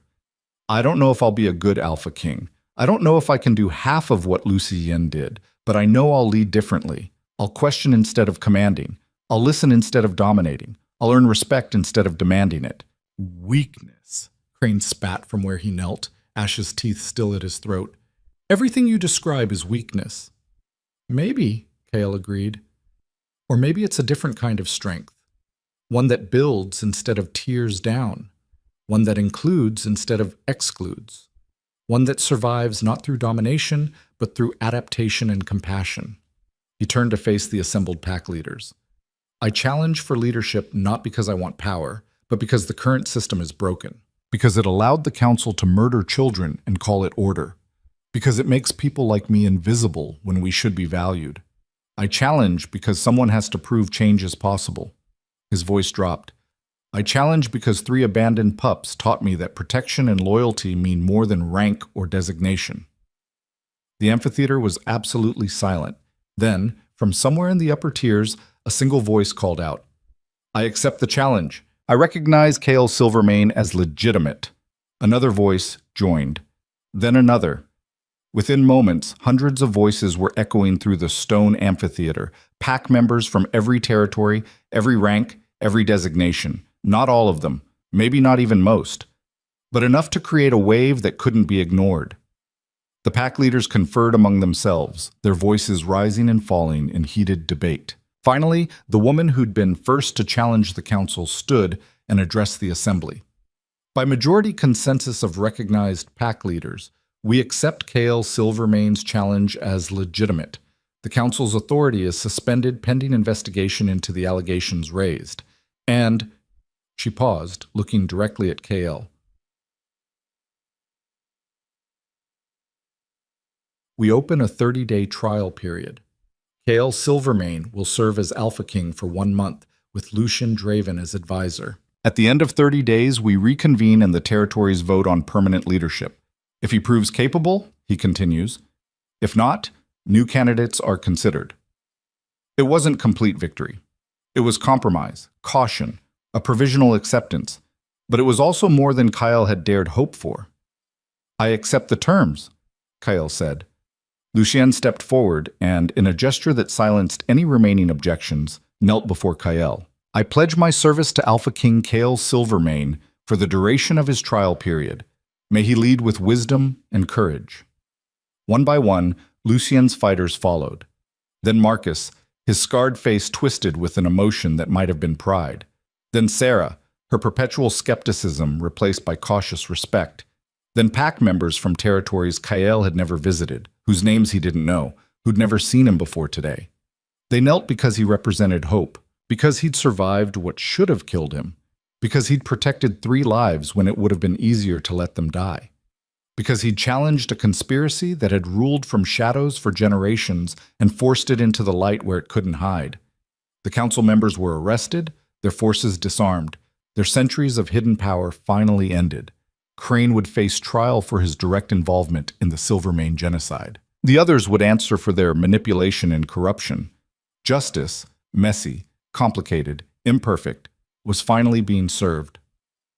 As the assembly dispersed, as pack leaders departed to carry news of this historic day to their territories, Kale stood on the platform feeling overwhelmed and terrified, and impossibly alive.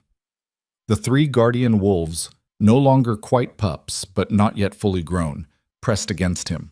Ash's storm gray fur gleamed in afternoon light. Ember's rust coat seemed to smolder with inner fire. Ghost's pale eyes reflected something ancient and knowing. They'll grow with you, Magistrate Frost said, approaching the platform. Guardian wolves bond to their Silvermane protector. As you grow into leadership, they'll grow into their full power. In a year, they'll be formidable. In 5, they'll be legendary. I'm not sure I'll last 5 years, Kale admitted. Neither am I, Frost said with brutal honesty. You have a month to prove yourself. 30 days to demonstrate you can lead. And there are still people who want you dead, who see you as a threat, who'll do everything possible to ensure you fail. She smiled slightly. But you've survived worse. You survived Victor, the cleaners, and a royal conspiracy. Maybe you'll surprise us all. Lucian joined them, his expression unreadable. The hard part starts now.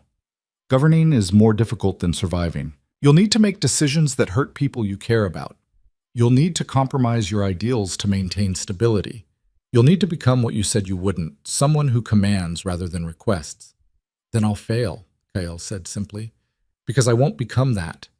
I'll lead the only way I know how, by listening, by adapting, by accepting that I don't have all the answers. He looked at Lucien. Will that be enough? I don't know, Lucien admitted. But I'm willing to find out.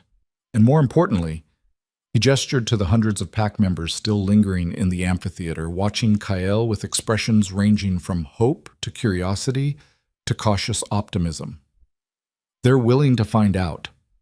The next 30 days would determine everything, whether an Omega could lead, whether the hierarchy could be challenged without destroying civilization, whether courage and compassion were enough to replace centuries of domination and fear. Kael didn't know the answers, but standing in that ancient amphitheater, surrounded by allies who'd become friends, protected by guardian wolves who'd been abandoned pups, wearing the colors of a family he'd barely remembered until weeks ago, he was ready to try.